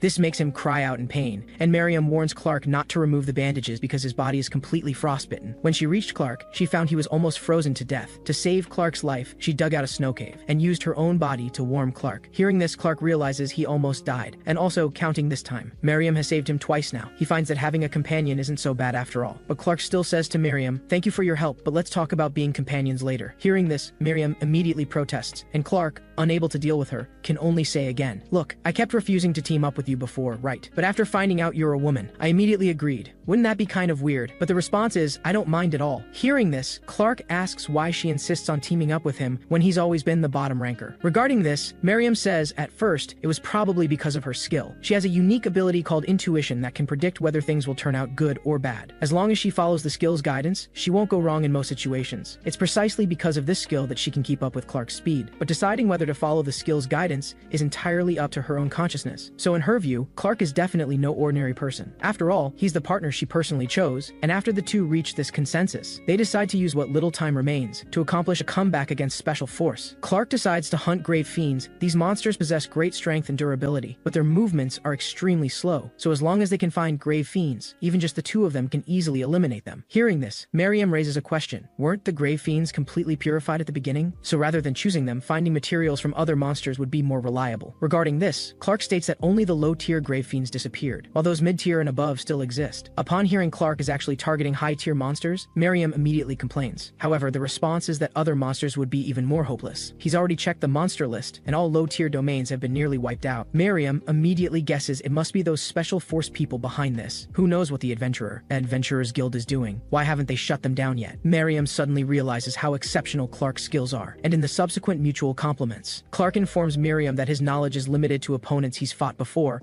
but since he hasn't faced high-tier grave fiends yet, he doesn't know what will happen. Even so, do you still want to come with me? The response is, of course, I've been raring to go. After reaching consensus, Clark reminds Miriam to be extremely careful while traveling, because he plans to use maximum speed to reach their destination. For this, he's already fed all his high-level potions to the donkey, boosting its speed to 4 times the original, so be careful, or you'll get thrown off. Regarding this, Miriam says there's absolutely no problem. Who do you think I am? Clark immediately activates level 2 auto movement. After some time passes, Clark successfully arrives at the old church near town, though it looks ordinary on the outside. Beneath it hides a dungeon that hasn't been fully explored. Its deepest levels have never been reached by anyone. It's precisely for this reason that Clark chooses this place, because he feels even if Gavin's reach extends to this dungeon, he can't purify it. However, just as the thought crosses his mind, Clark notices something, that someone seems to be missing from the cart, and just as he thinks Miriam was thrown off, he feels a soft sensation on his back. This makes him lift the cloak, and seeing Clark has regained senses. Miriam immediately shouts at him, "I'm not scared at all. Rivers are totally easy for me," though this statement leaves Clark completely baffled. Eager to complete the task quickly, he doesn't dwell on it. Then the two head to the dungeon. After just a few steps, Miriam becomes frightened, and just as she's complaining about this, Clark suddenly makes a scary face behind her. This scares Miriam half to death. After this playful banter, Miriam's emotions calm down considerably. Then the two arrive at the 6th underground level. Upon reaching this floor, Clark suddenly becomes unusually cautious, which puzzles Miriam. Clark explains it's because this place is still beyond our level. This dungeon's history is not only older than the city above, and its threat level even forced people to establish a sacred church above, but because this dungeon is too deep, so the holy power can't reach the lower domains, which also prevents the miasma in the upper levels from dispersing. This eventually caused this dungeon to develop to a daunting level, though occasionally holy clergy or high-tier adventurers come to purify it. But because the church's compensation is pitifully low, progress here has never been smooth. To prevent some unpleasant things from escaping to the surface, the church placed sacred seals between floors. These words make Miriam curious, and as she looks down, suddenly a spine-chilling feeling arises. This makes her cry out in alarm, and Clark reminds Miriam, "If we really encounter that kind of thing, you must leave me behind and flee immediately. I'll act as bait to buy you enough time." This statement surprises Miriam, and she asks if Clark is joking, but the response is that he's serious. Because of the auto-return skill, no matter what kind of monster he faces, he can escape smoothly. But this skill only works for himself, so she doesn't need to worry about him. Just think about how to escape safely yourself. He doesn't want to see his companion die here. Miriam says she understands, but also reminds Clark if he's forgotten something. Her intuition skill can sense approaching danger beforehand, so before crisis arrives, she'll take Clark and flee together. Hearing this, Clark feels much more at ease. Then the two begin heading toward the deeper domain. Meanwhile, a bat is delivering the letter in its hands to a certain room on the 15th underground level. After reading it, Mika, a core member of Special Force, learns of Clark's arrival. This makes her say, well, so that incompetent trash dares to come to a place like this. Good work finding him. For the sake of my salary, I'll play along with you. This door before them looks ordinary, but it's actually the entrance to a high-tier dungeon area. Once they step inside, they can immediately feel the eerie atmosphere within. The scene before them shocks both of them. They didn't expect such a scene behind the door. This makes Clark can't help but complain. This dungeon is even more formidable than the rumors say. Miriam agrees with this, because her skill keeps issuing alerts. It seems this isn't a place to stay long, and Clark understands this. That's why he devised the Grave Fiend luring plan. After assigning each person's responsibilities, Clark walks alone into the dungeon. To prevent any mistakes, Miriam mentally reviews Clark's plan once more. First, Clark, who possesses the escape skill, enters the dungeon as bait. Once he finds a Grave Fiend acting alone, he'll immediately provoke it. After successfully luring it, he'll run back through the door. The Grave Fiend will follow him to the safe zone.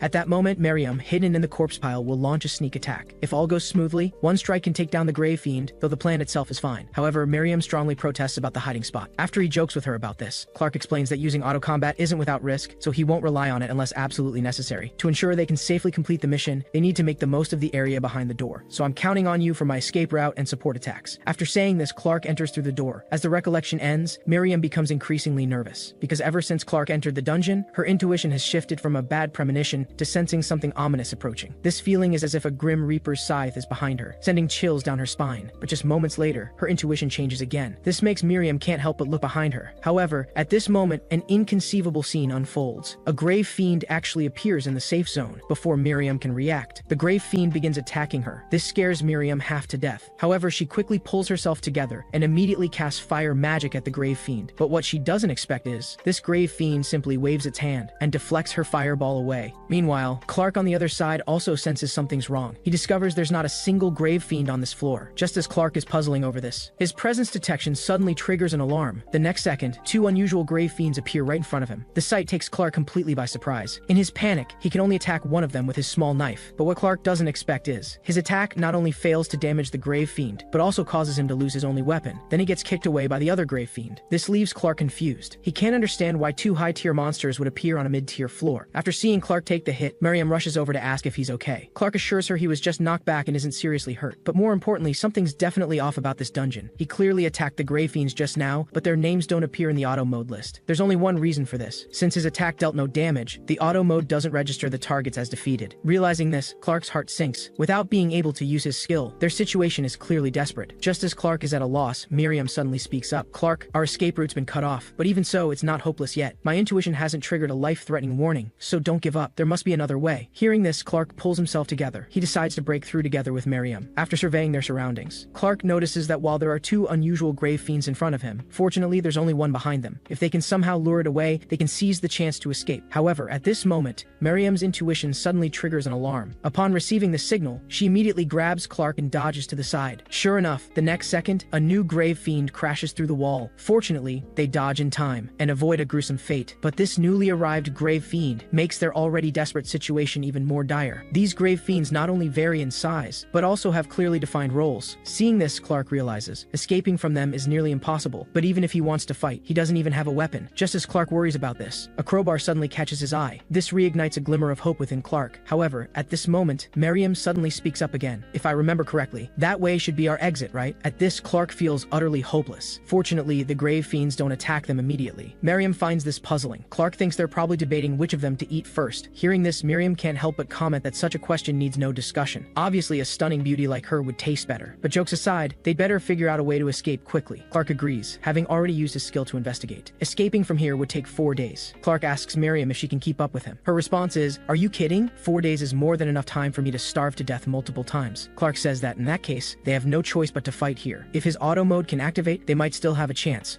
The answer is that he hasn't met the activation conditions yet. He must inflict actual damage on the enemy to register them as opponents he's fought.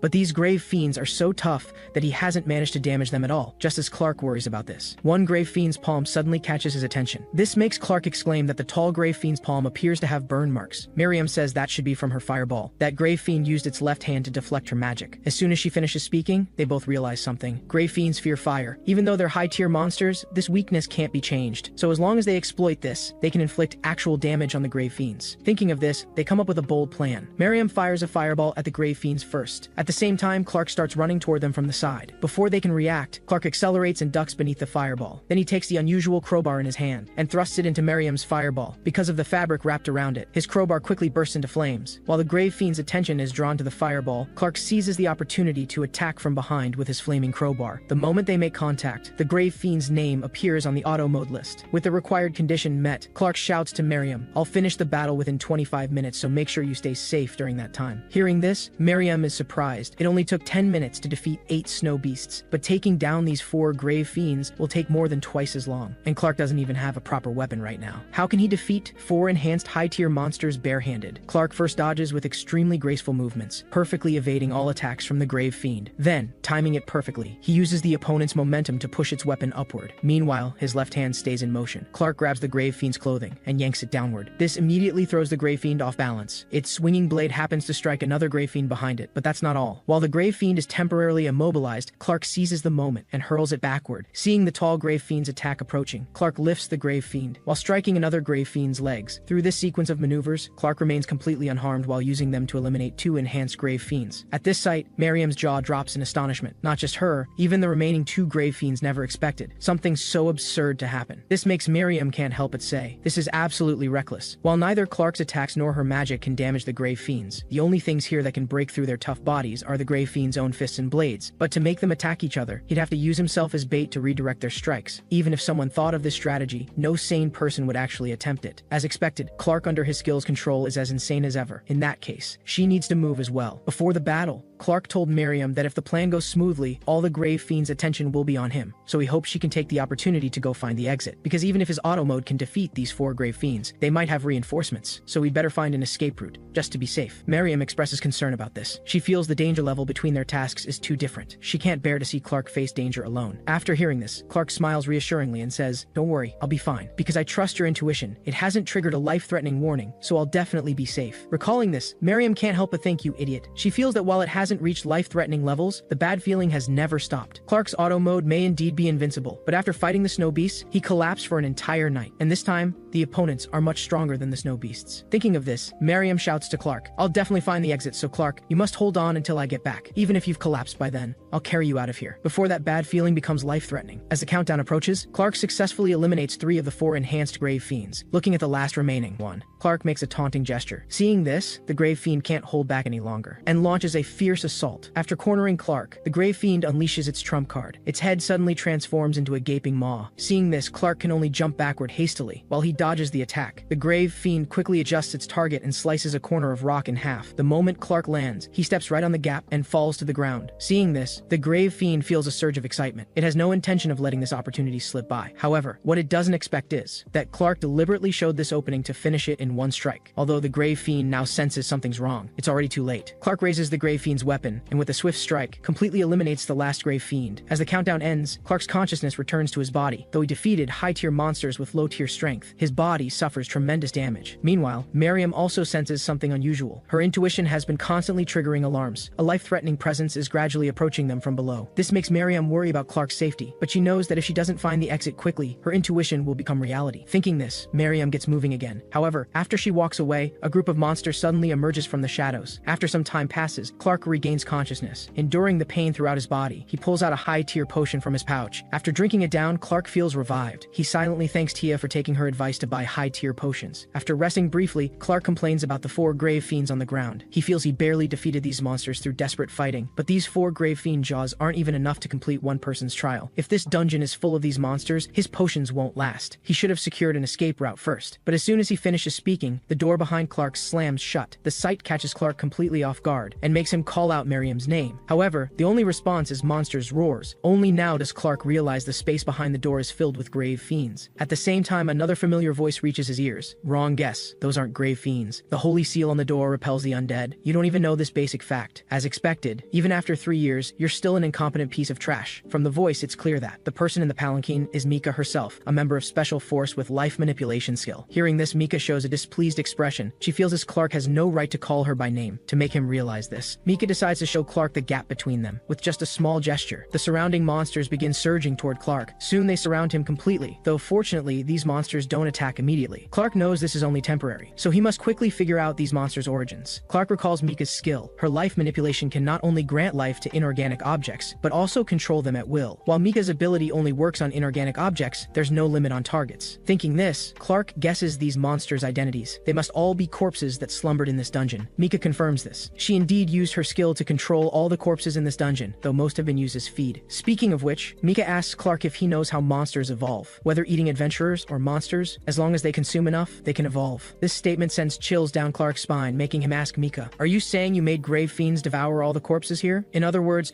those enhanced Grave Fiends are your doing?" Mika admits this without hesitation. She feels that since most corpses here were abandoned anyway, using them as feed isn't problematic, and soon, you'll be joining their ranks. Hearing this, Clark realizes Mika is about to make her move. He hastily tries to escape through the exit, but with puppets blocking the door, he doesn't succeed. Seeing this, Mika speaks again. "I originally wanted to make your death look more like an accident. That's why I specifically released those Grave Fiends. But I didn't expect you trash to be so resilient. In that case, I'll simply overwhelm you with sheer numbers." Hearing this, Clark realizes that even after 3 years, these people remain unchanged. Talking about faking accidents, this goes far beyond merely interfering with trials. The response is, "Seems like it, but if I make you disappear, Gavin will give me a bonus, so please don't struggle and just die under my life manipulation." Clark refuses. His auto mode has already cooled down. It'll only take 5 minutes to free these poor puppets completely. With these words, Clark activates his auto mode. After hearing Clark will finish all the puppets in 5 minutes, Mika shows a mocking expression. She finds this trash absolutely absurd. How dare he boast so boldly? Her skill can control half the objects in the world. As long as something is lifeless, whether armor or chains, she can enhance it. And when her skill is used on humanoid objects, it displays maximum power. 3 years ago, she used an ordinary doll to utterly defeat Clark in a mock battle. And now, both her level and abilities far exceed those days. Now, she can not only simultaneously control dozens of humanoid puppets, but also enhance them. I don't know where you get such confidence, trash, to challenge my life manipulation with that worthless skill. Truly beyond arrogant. It's time to show you true despair. However, the moment she finishes, reality immediately proves her wrong. Clark, wielding dual blades, moves effortlessly through the puppets. Wherever he goes, corpses litter the ground. In just the blink of an eye, he's already cleared all the front row Grave Fiends. The sight catches Mika completely off guard. She can't understand how Clark suddenly became so fierce, but before she recovers from this shock, Clark is already moving again. Seeing this, Mika can only hastily manipulate the puppets to fire crossbow bolts, hoping to block Clark's advance. However, even a volley of arrows can't harm Clark in the slightest. This enrages Mika further. To completely eliminate Clark, Mika casts enhancement magic on the remaining puppets. But even so, Clark still pays them no mind. With swift strikes, he eliminates all the puppets before him. After losing her palanquin and carriers,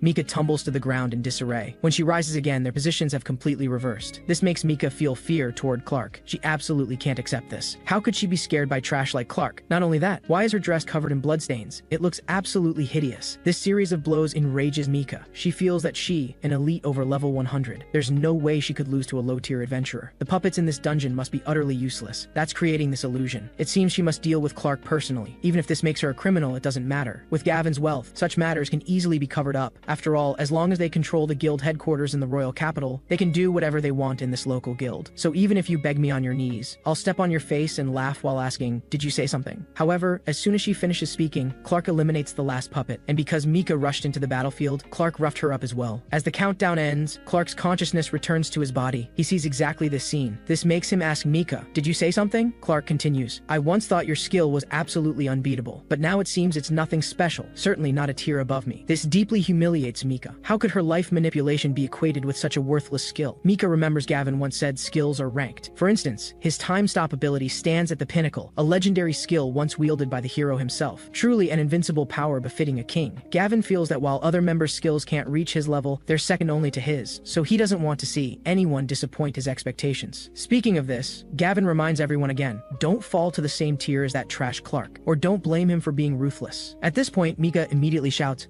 how absurd. A piece of trash dares look down on me like this. Don't think victory is yours. With these words, Mika activates her skill again, extending her life manipulation ability deep into the dungeon. In an instant, she controls puppets on the lower floors. Then, under Mika's command, they completely open the door, sealing the Abyss domain. Inside is a place even top-tier adventurers dare not enter. As the seal breaks, some unknown creature awakens from its slumber. Its roar even reaches the upper floors. This sudden development leaves Clark bewildered, while Mika's expression is entirely different. She blames Clark. You're just trash, yet so arrogant. So I have no choice but to use my last resort and release that being the clan considers too dangerous. Speaking of this, Mika asks Clark if he knows why this dungeon hasn't been cleared yet. It's because the boss here is so powerful that even top-tier adventurers can't eliminate it, so they can only isolate it with a holy seal. On the other side of that door lurks the apex of all grave fiends, the Grave King, who evolved by cannibalizing his rivals. Now it breaks through its confining cage like a starving beast. This statement shocks Clark. He questions whether Mika knows what she's doing. The response is, of course I do. Not only that, to allow that monster to reach this floor smoothly, I've had my puppets open all the doors. I'm sure once it catches their scent, it'll come here immediately. But unfortunately, only you will be devoured. I'm not foolish enough to perish together with you. I have a powerful amulet that Gavin specially prepared, designed specifically to ward off the undead. This way, it's like standing in a safe zone. However, the instant she finishes, the amulet in Mika's hand shatters into pieces. The sight leaves them both dumbfounded. But before they recover from this state, sounds of fighting come from the other side of the door. It's Miriam, having found the exit, helping Clark clear the puppets. After a battle, Miriam successfully opens the door. However, the next scene terrifies her and she screams. Behind Mika and Clark at some point, a terrifying monster has appeared. When Clark turns around, he immediately shows the same expression as Miriam. Just as he's at a loss, the monster before him suddenly makes a move. It lowers its body and roars at the prey before it. The pressure it creates makes Clark feel despair. He knows this monster must be the Grave King Mika mentioned, because he can clearly sense the vast gap between them. Fighting it would be suicide. To activate auto mode against an enemy, he must first deal damage to it. In this situation, even the slightest movement of a finger would result in instant death by this monster. Sharing his assessment, Miriam urges Clark to flee. Her intuition is screaming. They're in mortal danger. However, immediately after, Mika suddenly erupts in laughter. She says when the amulet broke earlier, it really scared her, but now it seems Gavin bought a fake. With these words, the Grave King stops moving. The sight confuses Clark. Seeing this, Mika mocks again. Didn't you say my skill isn't superior to yours? Now let me show you, ignorant fool, the hidden technique of life manipulation. This statement surprises Miriam. After hearing her voice, Mika sneers. I'm surprised anyone would be your companion. And a girl no less. How youthful. But someone who'd team up with trash like you probably doesn't have much better skills. Speaking of this, Mika asks Clark if he knows why the Grave King stopped moving. While her ability can manipulate objects granted life by her skill, it can't directly control living things. But if she makes them consume objects she's given life to, she can directly control them. This is her hidden ability. To control this monster, she left numerous puppets on every floor. Fortunately, this Grave King's level doesn't appear to exceed mine. Otherwise, my skill truly couldn't control it. But then again, how could a remote dungeon like this contain a monster over level 117? Even though this Grave King isn't as high level as she is, it's more than capable of eliminating those two pieces of trash. Feel honored. This hidden technique is a secret only Special Force Corps members know. After all, it can be used for all sorts of bad things, like bringing monsters that shouldn't exist from other places, or like now, killing you and making it look like an accident. With these words, Mika gives the Grave King the command to attack. At the same time, Miriam's intuition begins changing. This makes her immediately shout to Clark, something's wrong. That monster isn't controlled by her skill. As soon as she finishes, Mika suffers an attack from the Grave King. The sight catches her completely off guard and makes Mika realize something. This monster's level must be far higher than hers. Otherwise, it couldn't possibly maintain self-awareness. After consuming so many puppets, At this point, Clark is already terrified. To save his life, he can only run toward the exit with all his might, but the Grave King is obviously much faster than him. Seeing this, Miriam shouts loudly at Clark, "Just keep running forward like this. Don't stop no matter what happens. Please trust me and run with all your strength." Although this leaves Clark completely confused, he still decides to follow her instructions. But there's one thing that really puzzles Clark. Why is Miriam aiming at him? Although her action makes Clark suspicious, but given the current situation, he can only place his hope in his companion. Hearing this, Miriam smiles slightly. She then says, "Leave it to me." As these words end, Miriam immediately begins gathering all her magical power. Before long, that massively powerful fireball is ready to launch, flying straight toward Clark. Although this is extremely dangerous, Clark still chooses to trust Miriam. He closes his eyes and runs forward with all his might. Their unexpected maneuver even catches the Grave King off guard. Just as Clark is about to be hit from both sides, the unexpected happens. Clark suddenly trips over something, causing his body to fall forward. The blade in his hand happens to strike Miriam's fireball, and immediately changes its trajectory. The Grave King never anticipates this, and with no time to defend, takes the hit square in the face. Although the fireball doesn't hurt him, the light it produces temporarily blinds the Grave King. Meanwhile, Clark isn't affected since he's kept his eyes closed the whole time. But at the same time, he has no idea what's happening around him. Just as he's at a loss, Miriam suddenly reaches out her hand toward Clark and immediately shouts at him, "Run toward me quickly." Her voice also catches the Grave King's attention. But fortunately, at the last possible second, Miriam successfully pulls Clark through the door. Seeing this, the Grave King immediately roars in fury and then begins ramming against the fragile door. It seems the two haven't completely escaped danger. Clark can only quickly get up to close it, but because of the Grave King's interference, their progress isn't going well. However, fortunately, the holy seal on the door takes effect at this moment. Even the Grave King cannot endure the burning sensation it produces. Finally, working together, they manage to completely close the door engraved with holy power. Seeing this, the Grave King still refuses to give up. He then begins ramming the fragile wall before him. This terrifying scene truly frightens them both, making them feel they might meet their end here today. Just as they're both looking worried sick, the sound from inside the door suddenly comes to an abrupt halt. This deathly silence leaves them both bewildered. To confirm what's actually happening, Clark looks through the peephole into the dungeon and sees that the Grave King is nowhere to be found inside. It seems after realizing it can't break through the seal, the creature has left. To confirm they're safe, Clark asks Miriam if she senses anything.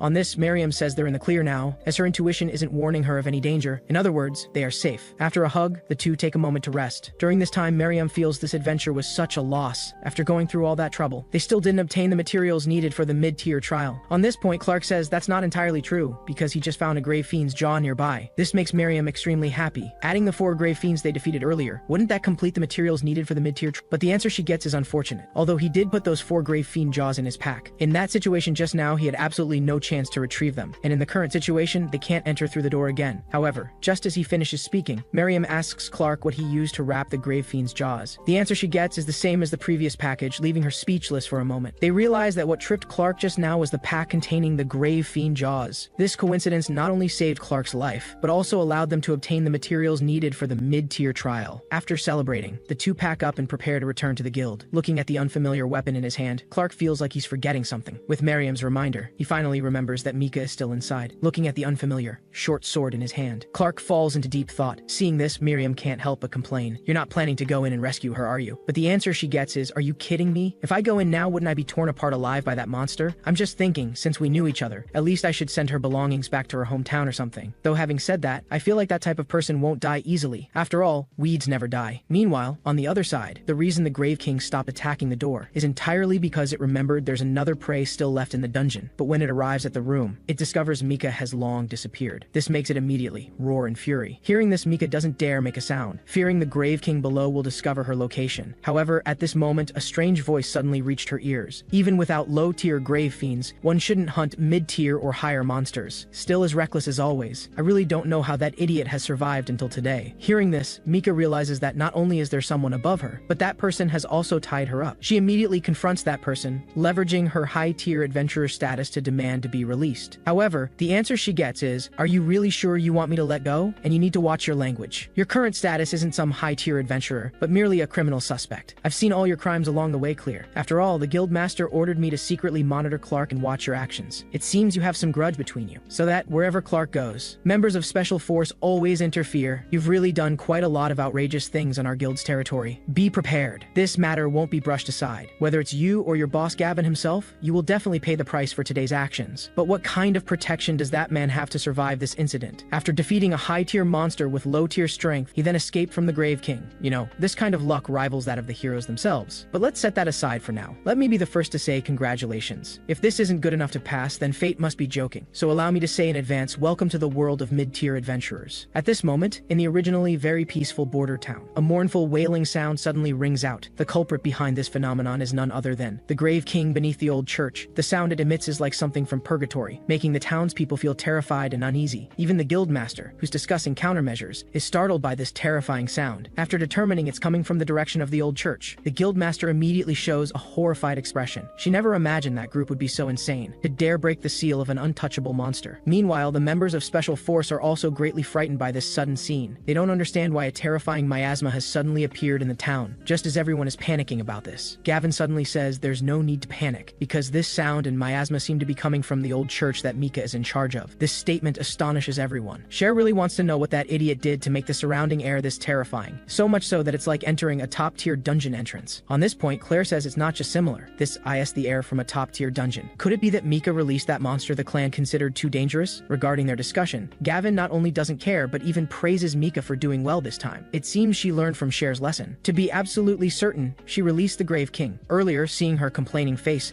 I was really worried she'd mess this up, but now it seems my worry was completely unnecessary. Using any means to complete the mission. Truly worthy of being our elite. The scene right now must be very entertaining. I really regret not having her bring recording equipment, or we could have enjoyed watching that trash's final moments. After saying this, Gavin says he's going out for some fresh air. At this moment, everyone in the room is quite frightened by his previous statement. They still can't figure out what exactly happened between them to make Gavin hate Clark so deeply. On this point, Claire seems to know something. She then talks about something from 3 years ago. On the day Clark was kicked out of the party, she had asked Gavin, "Is it really okay to so easily give up a talent you specifically recruited?" On this point, Gavin said Clark's skill is not only trash, and his own will is too weak. A slightly rare unique skill isn't necessary for their special force. Though having said that, he can give Clark one last chance to prove himself. After saying this, Gavin took out a high-tier magic tool. This hidden weapon, once thrown, not only has a 100% hit rate, but can knock out the target in just 10 minutes. Of course, with good luck. If the antidote is taken within a short time, there will be no danger to life. Although Claire wanted to stop this insane act, Gavin used time stop before she could. Gavin had already seen that Clark was in auto-return mode at that moment, because every time he uses his skill, he makes that ridiculously stupid pose. After confirming this, Gavin wanted to verify what would happen when Clark's effect encountered his time stop. How would that auto mode effect function? Gavin then threw the hidden weapon with guaranteed hit effect. However, embarrassingly, he accidentally let the hidden weapon slip from his hand before Gavin could react to what happened. That deadly hidden weapon pierced his hand. At this moment, Gavin's skill time had just ended. Seeing this, Claire is completely baffled. She can't understand why Gavin would stab himself with a hidden weapon. After helping him recover, she learned from Gavin what had happened. Hearing this, Glenn is shocked. In other words, Gavin's invincible time manipulation was actually defeated by Clark's auto mode. This viewpoint is immediately rejected by Cher. She feels Gavin's hand just slipped by accident. On this point, Claire agrees. She also feels that incident was just an accident. But the key is how Lord Gavin views this matter. At least at that time, he truly didn't defeat Clark. Whether using time stop ability or guaranteed hit attacks, neither affected Clark's skill. That Lord has always believed everything in the world is determined by skill superiority. So how will he view that incident? Meanwhile, Gavin is still wandering through the guild. He feels Clark is just a small pebble on his path to greatness, so it's absolutely impossible for his space-time manipulation to lose to some mere pebble. Though having said that, why does a bitter feeling surge in his heart? Thinking of this, Gavin immediately begins consoling himself. He feels he was just accidentally tripped by a small pebble once. It can be said to be insignificant, and that small pebble has now disappeared, so he doesn't need to care about this matter anymore. From now on, his path to greatness is as clear as the sky right now. However, just as he finishes speaking, a familiar figure comes into view. The scene before him catches Gavin completely off guard. He can't figure out at all why Clark is still alive. This makes him doubt his own eyes. He remembers Mika clearly said in her letter, Clark had entered the trap they designed, facing 4 high-tier grave fiends and the Grave King. There's no way he could escape that dungeon. Just as Gavin is still puzzled about this, a strange voice suddenly reaches his ears. Perfect timing, Lord Gavin. Regarding mid-tier trial, there are some questions I'd like to ask you. As the countdown approaches its end, the Adventurers Guild's mid-tier trial is about to conclude. However, at this final moment, a jaw-dropping scene suddenly unfolds in the Adventurers Guild. Clark actually dares, before the trial ends, to ride a donkey charging into the guild's lobby. After discovering he hasn't timed out yet, he immediately cheers. However, before he can celebrate much, Clark wonders why he's riding a donkey. This statement immediately triggers frantic complaints from the 2 receptionists. After some time passes, Trina also announces the end of the mid-tier trial. She says surely everyone knows many abnormal things happened in this trial. On this point, the guild will find an opportunity to explain and apologize to everyone. Also, for the certain someone who arrived on a donkey at the last minute, your explanation will be conducted separately afterward. For now, let's proceed with reviewing the trial results. So please go to the front desk in order for result verification. As these words end, the adventurers in the lobby begin heading toward the verification area. Seeing this, Clark immediately judges that reviewing everyone's materials should take about 15 minutes. minutes. In other words, this is the only time available to decide the outcome. This statement confuses Miriam. The trial time has clearly ended, and haven't the required materials already been collected? However, the answer she gets is, what are you talking about? Don't you know your trial materials aren't complete yet? Of the 3 materials we collected, besides the Grave Fiend jaws, which are only enough for 1 person, the other 2 materials don't overlap between our requirements. In other words, after the review, only I can complete the trial. Hearing this, Miriam suddenly realizes. Just as she's at a loss about this, Clark suddenly says to her, don't worry, because I have a plan that can solve this problem. He had already looked into the materials Miriam needs using auto mode. He discovered 2 of those materials only take 5 seconds to obtain. The timing suggests that the 2 materials must be in the same place or in someone's possession. This statement startles Miriam and makes her ask Clark, are you planning to rob and murder? Clark immediately responds, kill what? Do you think I'm some kind of dangerous criminal? However, the answer he gets is, aren't you? This statement nearly makes Clark faint with rage. He says that as a pacifist, the method he came up with is definitely legal and legitimate. After saying this, he points toward the guild's sales department. Clark says that place not only sells various potions, but also some of the materials they collected earlier, so as long as they buy them back, Miriam can complete the materials needed for the trial after spending a fortune. Clark successfully buys back the 2 materials. He can't help but mutter to himself, this guild is too shady. The prices on trial day are so outrageous. No wonder nobody uses this method to complete the trial. On this point, Miriam asks if this method would work. The answer she gets is, the rules don't say you can't obtain them through purchase. The guild's trial focuses on whether you can complete the commission within the designated time, not the abilities used during collection. Plus these 5 Grave Fiend jaws. The materials needed for your trial task are now complete. Then you can smoothly pass the mid-tier trial. Consider this as a token of thanks for saving my life in the snowy mountains. Clark gives Miriam the only 5 Grave Fiend jaws he has, regarding the result that only she can pass the trial. Miriam clearly cannot accept this. While Clark says that anyway, he's already 3 years behind. 1 more year doesn't matter. However, just as he finishes speaking, a cry rings out in the guild. With a few sharp blows, Miriam jolts Clark back to his senses, then says to him, you idiot, don't get it wrong. Although I did save your life in the snowy mountains and warmed you up with my body heat, but you've already given me what I wanted. This statement immediately causes misunderstandings among the female adventurers. While the male adventurers discuss their identities, they've already recognized one of them as Miriam, who adventures alone. Because she is too dangerous, no one has been willing to party with her. Hearing this, Miriam can't help but recall the past. No matter who she partied with, she would ultimately be dismissed. Her former teammates said that although Miriam's intuition is very impressive, they also couldn't adventure with a walking disaster. Recalling this, Miriam can't help but say, my intuition offers no guarantees, and there's never enough time to explain every little thing. Without complete trust in me, it's only a matter of time before someone gets hurt. But Clark, you're different from them. Whether fighting grave fiends or being attacked by the Grave King, you've always trusted me and my skill, and even entrusted your life to me because of it. You know, this is such a happy thing for me. So, this time. However, before Miriam can finish, Clark immediately interrupts her, and immediately says, these are 2 different things. No matter what you say, I'm giving you the materials, because I finally got to look cool once. If you return them, wouldn't that make me look really lame? Hearing this, the 2 begin pushing the materials back and forth. This leaves everyone in the guild watching in bewilderment. Tia on the side can't stand watching this anymore, so she turns to Trina and says, didn't those 2 already apply to form a party? Then the things they obtained count as shared results, right? On this point, Trina is quite helpless. Just recently, she specially tutored Clark for an entire night. It seems he didn't listen at all. One purpose of the guild's mid-tier trial is to let adventurers know the importance of forming parties. Hopefully, Clark can fully realize this through this trial. With the words, let me hear your explanation, the interrogation of Special Force officially begins. Regarding the guildmaster's question, Gavin says he doesn't know what to explain. The guildmaster reminds him, don't you have anything to say about this mid-tier trial? For example, using the guild headquarters recommendation letter as an excuse, under the pretense of assisting the trial, doing various things to obstruct the exam. As these words end, Trina immediately takes out a special crystal, and then asks Gavin and the others if they know what she's holding. This magic tool is called a recording crystal. Its function is to record surrounding voices and store them. Your subordinate said many interesting things in the dungeon. This crystal recorded it all. In legal terms, this is quite excellent evidence. If you still want to brush it off with various excuses, then please go ahead. Hearing this, Gavin can only curse Mika's incompetence in his heart while calculating how to destroy the crystal. Just as he's about to use time stop, the guildmaster suddenly says to him, let me tell you first, that's just a copy. The original has already been sent to the Grand Court in the Royal Capital as evidence, so you don't need to have any more crooked thoughts. Just quietly wait here for the judgment results. However, just as she finishes speaking, a strange voice comes from outside the door. Such carelessness won't lead to victory, because until the last moment, no one knows the outcome. Also, important things are best escorted personally. Otherwise, it's very likely to end up like now, just as the confrontation intensifies between both sides. On the other end, Clark has been waiting for a long time. This makes him complain. Trina clearly said she would come at 2 in the afternoon to hold the mid-tier license ceremony and basic lecture for them. And before leaving, she specifically reminded everyone not to be late, but now they've been waiting in the guild's lobby for 3 hours and still haven't seen Trina come to present their licenses. Thinking of this, the 2 immediately start complaining. The 2 of them haven't even eaten lunch because all their money was used to buy materials. This makes them let out wailing sounds. But what Clark doesn't expect is, there's actually someone else else in a similar situation. At this moment, she's also complaining about starving to death. After observing her for a bit, Clark discovers the person before him is Special Forces newcomer. Just as he's trying to recall her name, Charlotte, as if sensing it, suddenly turns her head and proactively gives her name. Clark is surprised. He didn't expect Charlotte could guess his thoughts, just as he thinks this is just a coincidence. Charlotte suddenly says, "So you want to know why I gave my name? That's because your scent told me. But speaking of which, I really like the scent you give off, like roadside weeds that, despite being trampled by countless people, can still grow in desperate situation through their own efforts. As I thought, this scent is the aura of the strong. Its intensity is much stronger than Gavin and those people." Thinking of this, Charlotte immediately says to Clark, "After you get your mid-tier license, would you consider forming a party with me? Ultimately, the reason I stayed with Gavin was entirely because I thought it would be easier to find strong people around him. And now that's clearly no longer necessary. So I hope you'll seriously consider it. As for my strength, you can be completely assured. After all, I completed this trial with the top score." However, before Clark can respond, Miriam is unable to hold herself back. She quickly comes before Charlotte and starts asking what she wants, but the answer she gets is, "Your scent is also nice. Come here and let me smell you." Just as the two are bantering about this. On the other end, Clark can't help but complain. He says how could he possibly be stronger than Gavin? The skills that group possesses are legendary tier, and Gavin's time manipulation is even a mythic tier ability. Meanwhile, Gavin has already been released from the guild. The punishment against him is that Special Force is prohibited from any activities for 3 months and must pay a 500 gold coin fine to the guild. On this point, Gavin's father, Baron Cassius, says fortunately Claire mentioned in her report that the guildmaster here has an unstable aura. That's why he's specially prepared, which prevented the evidence from falling into the prosecutor's hands. In the end, you lost. So just accept this result. Also, in our family motto, there's this: if it's not complete victory, then it's no different from total defeat. So I hope you can grow through this lesson. This way you won't let down my investment in you. Overall, I still have high hopes for you. However, just as he finishes speaking, a familiar voice comes from outside the carriage. It turns out Clark, who just received his license, is planning to head home. Seeing this, Baron Cassius asks Gavin if that person was in your party 3 years ago. After getting an affirmative answer, Baron Cassius asks Gavin why he kicked Clark out of the party. He's already learned from Claire's report that Clark seems to be quite a formidable guy. If this battle record is genuine, then he is incredibly powerful. In the past, only heroes could achieve this. I really want to recruit him under my banner. Thinking of this, Baron Cassius immediately says to Gavin, "I didn't expect you would have such poor judgment of people." The scene before her catches Miriam completely off guard. She didn't expect that she only asked one question: who's cuter, me or your sister? Her intuition immediately issues a dire warning. Just as Miriam is still puzzled about this, suddenly a strange voice reaches her ears. "Welcome home, brother. You didn't come home last night, which really scared me. You must have had no choice but to stay out to complete the mid-level trial, right? There's no way my brother would ever go out on a date with a girl and stay out all night." Catching the threatening tone, Clark hastily tries to explain himself. After a while, the two finally manage to enter the house. Clark then tells Liz that he successfully passed the trial. This makes Liz incredibly happy, because Clark not only fulfilled his years-long wish, but also returned home without a scratch this time. So as a reward and celebration, Liz plans to cook a delicious meal to treat him well. Hearing this, Miriam feels much more at ease. Looks like her intuition isn't always right. Liz suddenly turns to Miriam and says, Thank you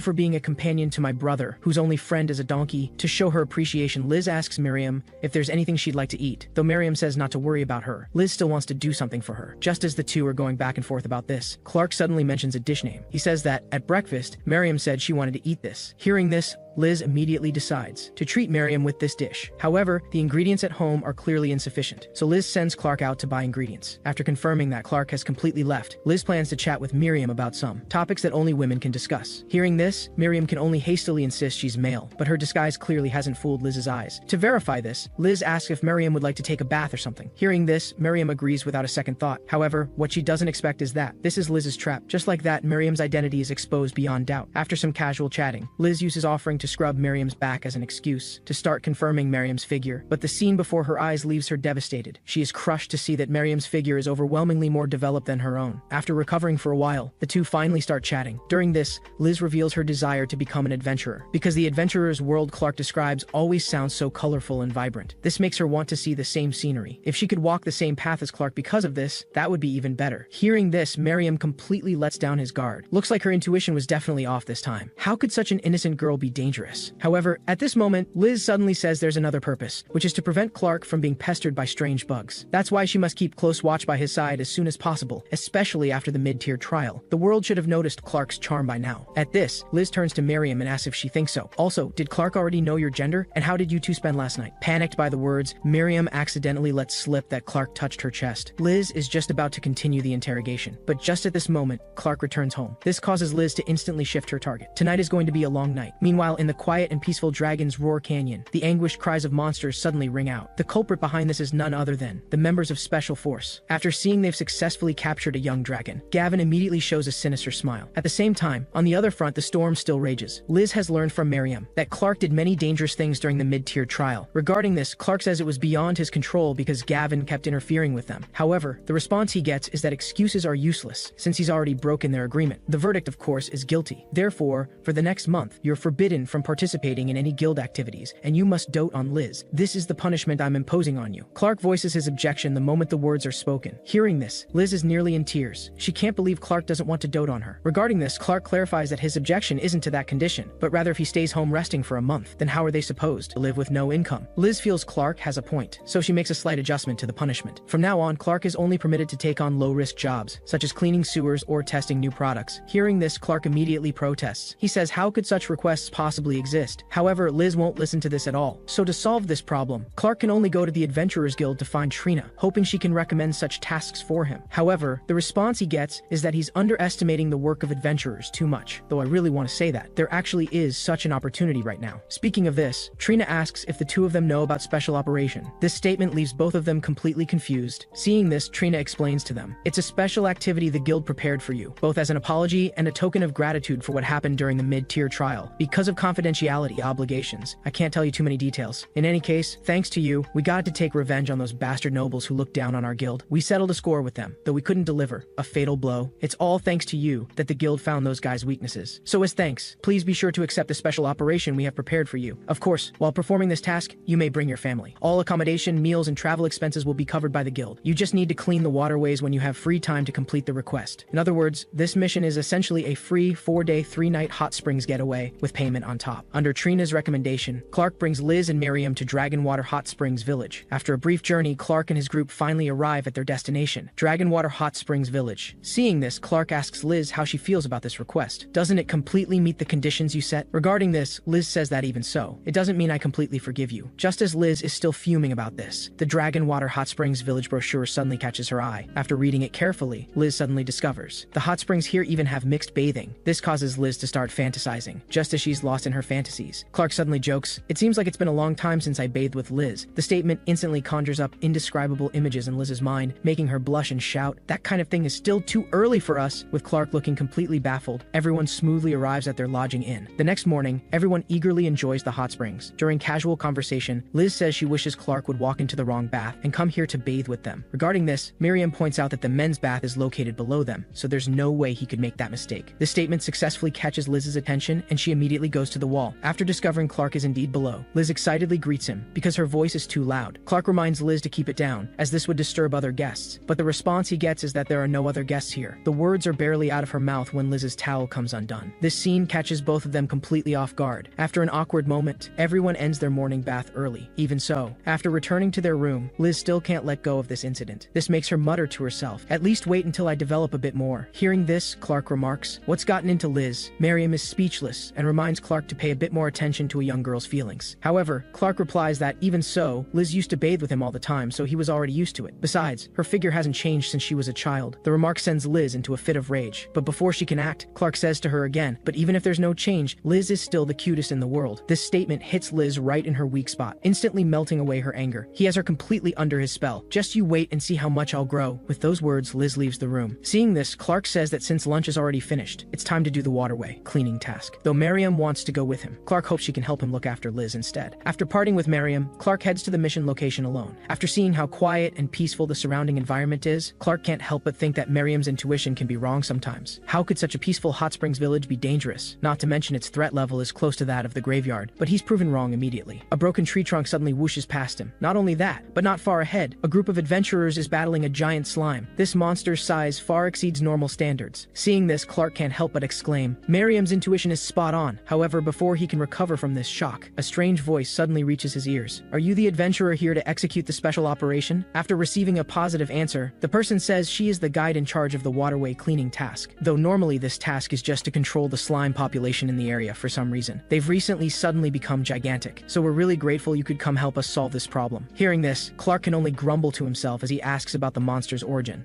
But the guide only knows this is a colony-type giant slime. Beyond that, she doesn't have any other information. Just as the two are discussing this, a voice suddenly reaches both of them. Miss Guide, I have to warn you, don't hold any expectations for that guy. After all, it took him a full 3 years just to reach mid-tier. Everyone at the guild calls him incompetent Clark, so instead of wasting your breath on him over there, why not come drink with us? Hearing this, Clark first looks surprised, then asks with a completely blank expression, who are you again? This statement nearly causes the pair to faint on the spot. They explain that they are not only senior adventurers from his own guild, but also the captains of that team over there. They came to this hot springs village to celebrate their rookie's success in reaching the mid-tier, but they didn't expect to run into this chaos. Speaking of this, the two start urging their team members to hurry up and defeat the slime. Regarding a quick resolution, Clark agrees. He also wants to finish the task as soon as possible. Then Clark removes all his equipment. Seeing this, everyone says with confused expressions, why is that incompetent Clark here? Just as everyone is discussing this, Clark has already approached the slime. Everyone suddenly realizes Clark isn't carrying any weapons. Clark says that for dealing with this level of high-tier monster, bare hands are sufficient. Facing fierce attack, Clark remains completely calm. He simply jumps forward slightly and easily dodges the vicious attack. Then Clark seizes the gap in the opponent's attack, inserting his left hand into the slime's tentacle. After rummaging around, Clark pulls something out from the monster's body. After confirming it's indeed the monster's core, Clark immediately crushes it. With the destruction of the core, the giant slime's tentacles separate from its body. This shocks the other adventurers. They don't understand what just happened. Seeing this, Clark can only explain to them. The so-called giant variant is just a colony of small slimes, so as long as you destroy the slime core connecting them, their bodies will separate on their own. Therefore, using bare hands is faster than using weapons. Burns from slimes during the search are minor and require only a low-tier potion. When he was low-tier, he hunted countless slimes and knows their weaknesses like the back of his hand. That said, this is his first time seeing such a giant slime. Logically, he should feel fear toward this high-tier monster before him. However, compared to the monsters encountered in the graveyard, this giant slime before him is clearly much weaker. Thinking this, Clark launches another attack on it. Though during this time, the giant slime makes many countermeasures, Clark resolves them one by one. Watching him get closer and closer, the slime, sensing danger, can only make a last desperate struggle. It starts continuously evaporating the moisture on its body. Before long, the battlefield is covered in thick steam. This scene catches everyone off guard. They didn't expect the slime to have special abilities. For their own safety, the other adventurers plan to withdraw from the battlefield. But after taking just a few steps, they're ambushed by the slime. Meanwhile, Clark at the center of the mist is much calmer than them. Since the opponent has laid down a smokescreen, he can safely use auto mode without worry. After all, he doesn't want too many people to know about his skill right now. With this thought, Clark immediately activates auto mode level 4. To escape quickly, one of the adventurers fires a powerful fireball toward the slime. Though her magic successfully penetrates the slime's body, in less than a moment, the opponent's wound recovers completely. Seeing this, the adventurer can only sigh. Just as I thought, it's useless. This monster has completely surrounded us. I wonder if that slowpoke Clark is alright. After all, his position is even further forward than ours. But as soon as the words are out, something unbelievable happens on the battlefield. A large number of objects suddenly fall around the adventurers. Before they can figure out what's happening, the slime's body bursts apart in several places. This sudden turn of events leaves them completely stunned. Just as they're at a loss about this, a familiar figure suddenly appears before their eyes. Clark is actually using a shield he have picked up as a skateboard, calmly weaving through the mist. Such an outrageous scene immediately leaves the two adventurers stunned. In contrast to their expressions is Clark's side. Right now he's using pebbles in his hand to continuously attack the slime. The adventurers are at a loss for words. Watching its body getting smaller and smaller, the helpless slime can only flee down the mountain. At the same time, Miriam also senses something unusual. Her intuition suddenly issues a bad warning. However, before she can react, thick smoke rises from the bath. Not only that, but something slippery seems to have appeared in the water. Just as the two were troubled by this, Clark suddenly appears before them, and he immediately throws up his hands in a dragon claw gesture. Just like that, through his efforts, this incident is resolved. But Clark's face is swollen for 2 days as a result. Even so, the two girls' anger isn't completely dissipated. Fortunately, only Miriam and Liz were present at the scene, otherwise there'd be no way to clear his name. Just as Clark is still thinking about this, Liz behind him suddenly says, as expected, I'm always concerned when I'm away from you, so I've made up my mind. I'm going to be an adventurer as well. Though this statement catches Clark off guard. Being in a hurry to travel, he doesn't look into it further. Near noon, Clark's group has driven to a fork in the road. At this time, the words composite dungeon on the road sign pique Miriam's curiosity. Seeing this, Clark explains to her. The mountain range ahead contains multiple mid-tier and above dungeons with extremely complex, dense layouts. And supposedly, in the deepest dungeon, there exists a genuine dragon. Hearing this, Miriam suggests Clark head to the composite dungeon so they can level up while they're at it. Regarding this, Liz has a different view, because she discovers the other road not only has a lodging town, but also excellent cuisine.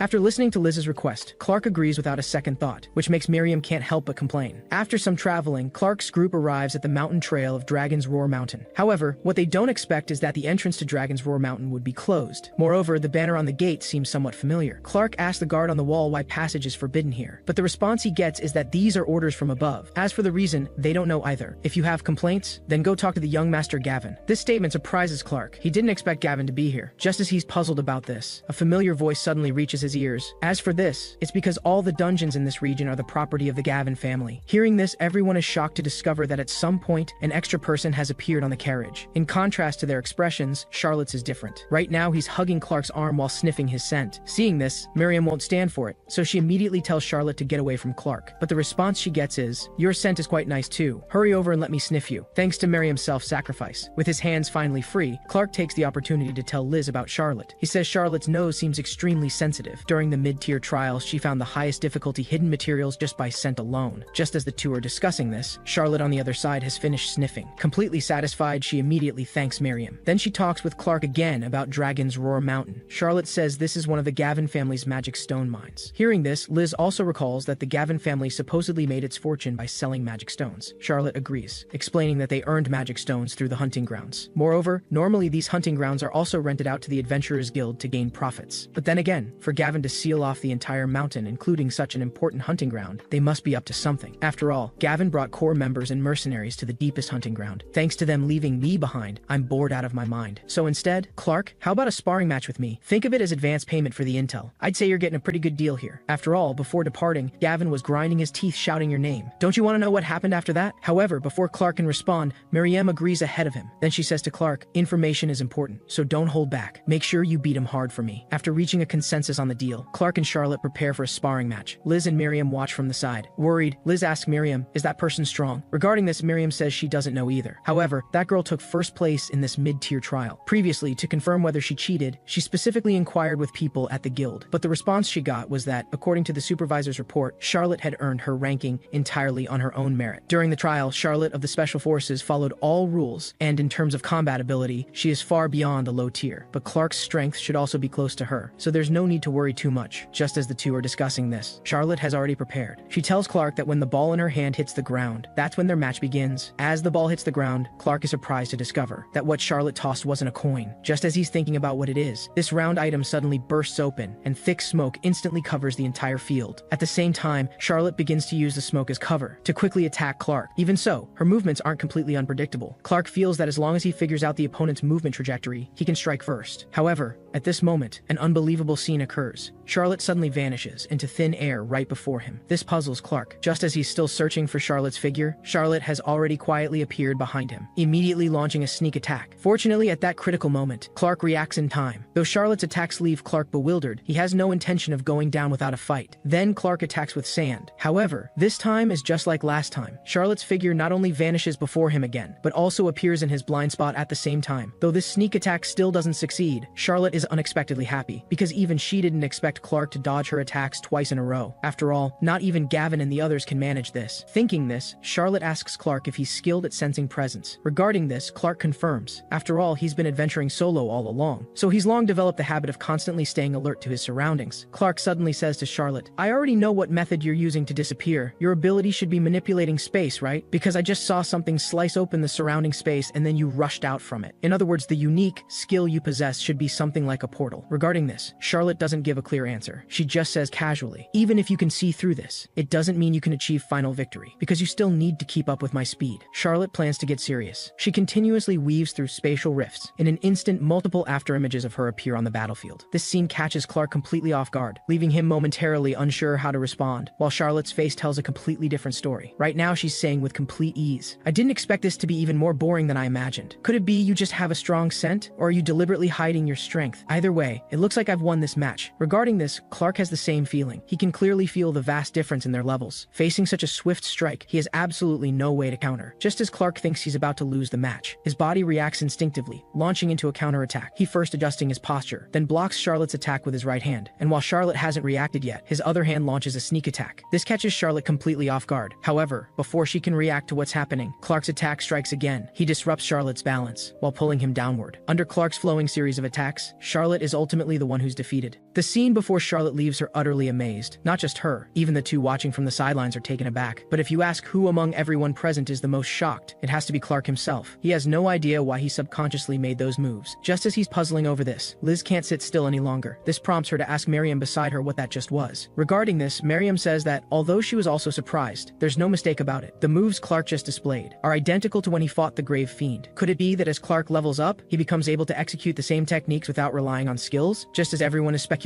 about this, suddenly someone's expression catches Clark's attention. This gives him an uneasy feeling. Just as Clark is wondering about this, Charlotte on the other side springs back to her feet. She re-enters the spatial rift while Clark is still unconscious. Charlotte pins him down in one swift move. She then says to him that this is her first time doing something like this, but if it's Clark, then jumping straight into the main event is fine too. Although Charlotte was originally talking about the mock battle, her words are very misleading. And so, with Liz and Miriam's intervention, the mock battle between the two finally ends. After a brief rest, Charlotte fulfills her promise and reveals the purpose of the mission undertaken by Gavin and his group. She recalls that not long ago, Gavin had asked the core members of Special Force what their current levels were. After listening to everyone's reports, Gavin couldn't help but say that this won't do. Not only have our levels been stuck for a long time, but our skills also stop progressing after reaching level 5. Now, no matter how many high-tier monster cores we absorb, the experience gained is so minimal it's almost negligible. Is this the peak of our Special Force? Faced with this question, everyone could only respond with resigned helplessness. After all, going higher means having to defeat dragons, but such a creature hasn't appeared in over 100 years. However, just as they finish speaking, Gavin says there's not entirely no solution. Mika gave me a good hint. That made me think of a method to surpass limits, and it's limitless advancement too. This statement surprises Clark. He didn't expect that Gavin's group, having been adventurers for merely 3 years, has already reached the barrier. In that case, their purpose must be to solve this problem. But will it really go that smoothly? Just as Clark and the others are discussing this, Liz interrupts the three of them. She then asks if they could stop using adventurer jargon and switch to language ordinary people can understand. Clark immediately explains that if adventurers want to break through the barrier, they must obtain high-quality experience of a kind entirely different from their past experiences. Levels are gained through combat with monsters or by drawing power from their cores, but this leveling method has limits. Although each person's limit varies somewhat, most can level up to around 80 to 120. After reaching the barrier, no matter how many monsters you fight or cores you absorb, the experience gained becomes almost negligible. So people call this barrier the ultimate wall, symbolizing that anyone who reaches it has touched the very limit of human potential. There's only one way to break through the ultimate wall: eliminate a calamity class monster. In this world, the existence of the ultimate wall has predetermined the very ceiling of human potential. If you want to break through this limitation, you must eliminate calamity class monsters. But can humans really defeat such things? After all, the legendary calamity dragon is an existence capable of destroying nations. Fighting it would be no different from suicide unless you've stepped into the hero's domain. Hearing this, Charlotte says what Gavin's party is doing is probably exactly this. But there's one thing that puzzles her. That is, there aren't such powerful monsters in this mountain. So what exactly are they trying to do by infiltrating deep into the dungeon? Clark is equally baffled by this. Meanwhile, Gavin is looking at the scene before him with a smug expression. He says that to cross the ultimate wall and reach the next level, they need a special sacrifice. But such top-tier monsters aren't things they can find just anywhere. So rather than searching everywhere, they might as well create one themselves. Previously, Mika had controlled grave fiends to devour large numbers of puppets, elevating them to a high-tier rank. The Grave King in the underground graveyard also evolved into a calamity-class monster through mutual cannibalism. In other words, as long as there's enough feed, even top-tier monsters can be cultivated. Just like this young dragon before them. After consuming several thousand puppets, its size has already doubled from when it was captured. And as it continues to feed, this monster's body actually undergoes a mutation. Although the scene before them surprises the two, they know that reptilian monsters become more powerful and ferocious through constant molting. Sure enough, after completing its molt, the young dragon's body has not only developed to adult state, but has also grown an additional head. Now it stands before everyone like the embodiment of calamity itself. This excites Gavin tremendously. It seems his theory was correct. However, before Gavin can finish showing off, the unexpected happens. The monster suddenly turns its head and fires dragon's breath in their direction. Fortunately, Gavin's group had prepared for this. Otherwise, they really would have been killed. Seeing this, Cher immediately shouts at Mika, "What are you doing? Hurry up and suppress that thing!" Regarding this, although Mika says she's working on it, she knows better than anyone that his skill cannot directly control living creatures. All she can do is control puppets to restrain the dragon. But this creature's level is rising too fast. At this rate, it will soon break through her restraints. But even so, she cannot give up, because this is the last chance Gavin has given her. Thinking of this, Mika can only exert herself fully again, controlling her puppet army to grip the ropes tightly. Through her efforts, the dragon's body finally begins to fall backward. This throws its dragon's breath severely off target, starting to fly fly upward. As it strikes the cavern ceiling, the two sun-like orbs instantly illuminate the entire dungeon. Seeing this, Glenn mutters, "If that thing gets out, it could destroy a kingdom." Gavin had already considered this, which is why he chose to conduct the experiment here. Because once the young dragon successfully evolves, its massive body will become an obstacle preventing its escape. So the evil dragon has only one fate: to become their sustenance for breaking through the ultimate wall. Just as Gavin is getting excited about this, Cher stares at the hole just blasted out, lost in thought. She can vaguely see light coming down from above. However, just as she's about to observe carefully, suddenly the nearby sounds become noisy. Turns out the logistics team, in order to completely restrain the evil dragon, begins to reinforce the shackles on its body. Through everyone's concerted efforts, the dragon is soon restrained again. The logistics personnel even specially inject it with weakening potions. Seeing this, Gavin can't help but say that this way it's foolproof. After all, with one final molt, it should reach the top-tier realm. In response, Glenn says it is truly impossible to tell at all who would believe this creature was previously just an ordinary dragon. Hearing this, Gavin gives a wicked smile, and then says, "There's no ordinary dragon here. What's here is already the legendary monster, the Seed of Calamity." This confuses the two, so Gavin asks if they know about the Calamity Dragon. At this, both say of course they know. That was the legendary monster that turned the royal capital into a sea of flames. Only after great sacrifice did the hero and his companions barely manage to eliminate it. The two suddenly realize and immediately ask Gavin if this monster before them is the same dragon species. Gavin affirms this. This Seed of Calamity's final form is the ruler of the night, the Calamity Dragon. Once it's eliminated, a new legend will be written. So after the next molt, it will be time for us to hunt it. Just as everyone is preparing feed for it, the dragon trapped in the mountain suddenly notices something unusual about the ceiling. After careful observation, the dragon discovers that where it attacked earlier, there's actually a huge crack emitting moonlight. It knows that place must be very fragile and leads to the outside world, so it exerts all its strength and breaks through the floor of the great cavern. In the time after that, the dungeons near Dragon Cry Mountain are successively destroyed by some monster. Miriam looks so pitiful right now. She barely musters the courage to knock on Clark's door and asks if she can stay the night. But unexpectedly, after hearing this, Clark doesn't say a word and just closes the door. Even so, Miriam still doesn't give up. The two's commotion soon attracts Liz's attention. Although she wants to let Miriam in, she is stopped by Clark. He says this is a punishment for Miriam and that she should reflect on her actions. This puzzles Liz. Seeing this, Clark explains that she previously went to a nearby casino to make money, thinking she could make a fortune with her intuition. But unexpectedly, not only did she lose all her capital, she also racked up a pile of debt. Hearing this, Liz is left speechless. Just as things are about to settle down, Miriam suddenly speaks up, saying, "You're no different from me. You said you'd show me your skills, but you ended up losing it all." This catches Liz's interest. With Liz having taught Clark a thorough lesson, Miriam finally enters the house as she wished. That said, Liz is quite dissatisfied with Miriam's attire, because Clark's eyes aren't behaving themselves at all. Miriam can only adjust her clothes while saying that her reason for wanting to stay isn't just being broke. Today she suddenly sensed a very bad premonition gradually approaching them from afar. This feeling is very similar to when they were about to encounter the Grave King in the underground graveyard, so she thinks it's better to be with companions. This shocks Clark. After all, the Grave Fiend King was an existence beyond top tier. A monster similar to it should also possess Calamity class power. Regarding this, Miriam says her intuition has been off lately, so this could be a false alarm too. But Clark feels that Miriam's intuition is always very accurate when it comes to life or death matters, so he hopes Miriam can quickly sense when exactly that premonition will arrive. Just as Miriam is working on this, Liz suddenly asks them both if they hear any strange sounds, like claws scraping across glass. As these words end, Miriam's intuition starts wildly sounding alarms. Knowing something terrible is happening, she immediately tackles Clark behind her and runs toward Liz. While tackling her, she also shouts to Clark to get down. Before the two can figure out what's happening, Clark's home suffers a devastating blow. Fortunately, thanks to Miriam's quick actions, everyone escapes danger in time. However, the scene before them fills him with despair. With a thunderous roar, the piece of border town is completely shattered. At this moment, those nightmare-like wings have quietly descended upon this remote town. It came here with only one purpose: to vent its fury to its heart's content. Under its dragon's breath, a corner of the town quickly becomes a sea of flames. Clark has now recovered from the attack, but when he looks up, he's so shocked by the apocalyptic scene before him that he can't speak. He can't understand at all why the legendary dragon would descend here. Just as Clark is still dazed by this, suddenly a voice pulls him back to reality. Only now does Clark notice that Liz is injured. He can't help but cry out her name. However, just as he finishes speaking, Miriam lunges forward and covers Clark's mouth, then whispers to him, "Don't make noise, you idiot. We'll be discovered. Liz was just hit in the head by debris. As long as we treat it promptly and she stays still, she'll be fine. Besides, don't you have high-tier recovery potions?" Hearing this, Clark finally reacts. He finds a high-tier potion, and after having Liz drink it, her body quickly recovers completely. Seeing her safe and sound, the two finally breathe a sigh of relief. Now conscious again, Liz sees the house has become completely dilapidated and asks what happened. Hearing this, Clark casually jokes. Weren't you disappointed a while back about not getting to eat lizard steak? Well, a big lizard just delivered itself today, so rejoice. Once I hunt it down, you can enjoy it to your heart's content. Although Clark just wanted to joke with Liz, he didn't expect to scare her unconscious. Although this unexpected turn surprises Clark, on second thought, this is actually better. At least Liz won't cry out in fear and attract the dragon's attention. Hearing this, Miriam asks Clark what to do next, and whether what he said about hunting the dragon was true. The answer she gets is, "Are you out of your mind? You get yourself killed fighting a monster like that. So our only options are to run or stay put until the dragon returns to its lair on its own." But that possibility is rather slim. Just looking at those crimson eyes, you can tell that dragon was thoroughly enraged by some idiot. At this moment, Miriam also notices something. This monster's appearance is remarkably similar to the legendary Calamity Dragon. Just as the two are worrying about this, the dragon suddenly suffers an unknown attack. Seeing this, Clark can't help but shout, "That's just adding fuel to the fire. Which idiot did this?" Sure enough, because of that attack, the dragon becomes even more furious. It immediately prepares to use an even more powerful move to turn everything nearby to ashes. Meanwhile, the mastermind behind this disaster is none other than Gavin himself. He has now led the core members of Special Force to Border Town. With the dragon's roar, the magical energy concentration around them begins to surge rapidly. The overflowing magical power even changes the color of the sky. The scene before them terrifies Miriam. She's already figured out what move the dragon is about to cast. It's Calamity Fire, the terrifying magic that once destroyed the royal capital. The lake beside the royal capital now exists because of this very magic. This move is the Calamity Dragon's strongest technique. Just one blast can completely change the surrounding terrain. Hearing this, Clark feels that if what Miriam says is true, even using auto mode probably can't change the situation. Just as the two are despairing over this, something suddenly strikes Miriam as strange. Her bad premonition is actually starting to weaken. At the same time, large numbers of unknown individuals appear in the sky above Border Town. After reaching the designated location, Charlotte takes the lead in attacking the dragon. But before she can reach the monster, its magic has already finished charging. Seeing this, Charlotte can only quickly swing her dagger, slicing 3 rifts in the surrounding space. However, before her technique can complete, the dragon's attack already arrives. Fortunately, at the critical moment, Charlotte manages to use spatial manipulation. With the successful execution of the skill, the Calamity Dragon is also teleported in another direction. Seeing this, Clark has already guessed that the one fighting the dragon is Charlotte. This amazes them both. Meanwhile, Charlotte discovers that the portal before her is starting to behave strangely. However, before she can figure out why, the portal ahead explodes from overload, and the resulting shockwave blasts Charlotte away. The scene before him fills Clark with dread. To prevent Charlotte from crashing to the ground, he runs toward her with all his might, hoping to catch her before she hits the ground. Through Clark's relentless efforts, he finally reaches the designated spot. However,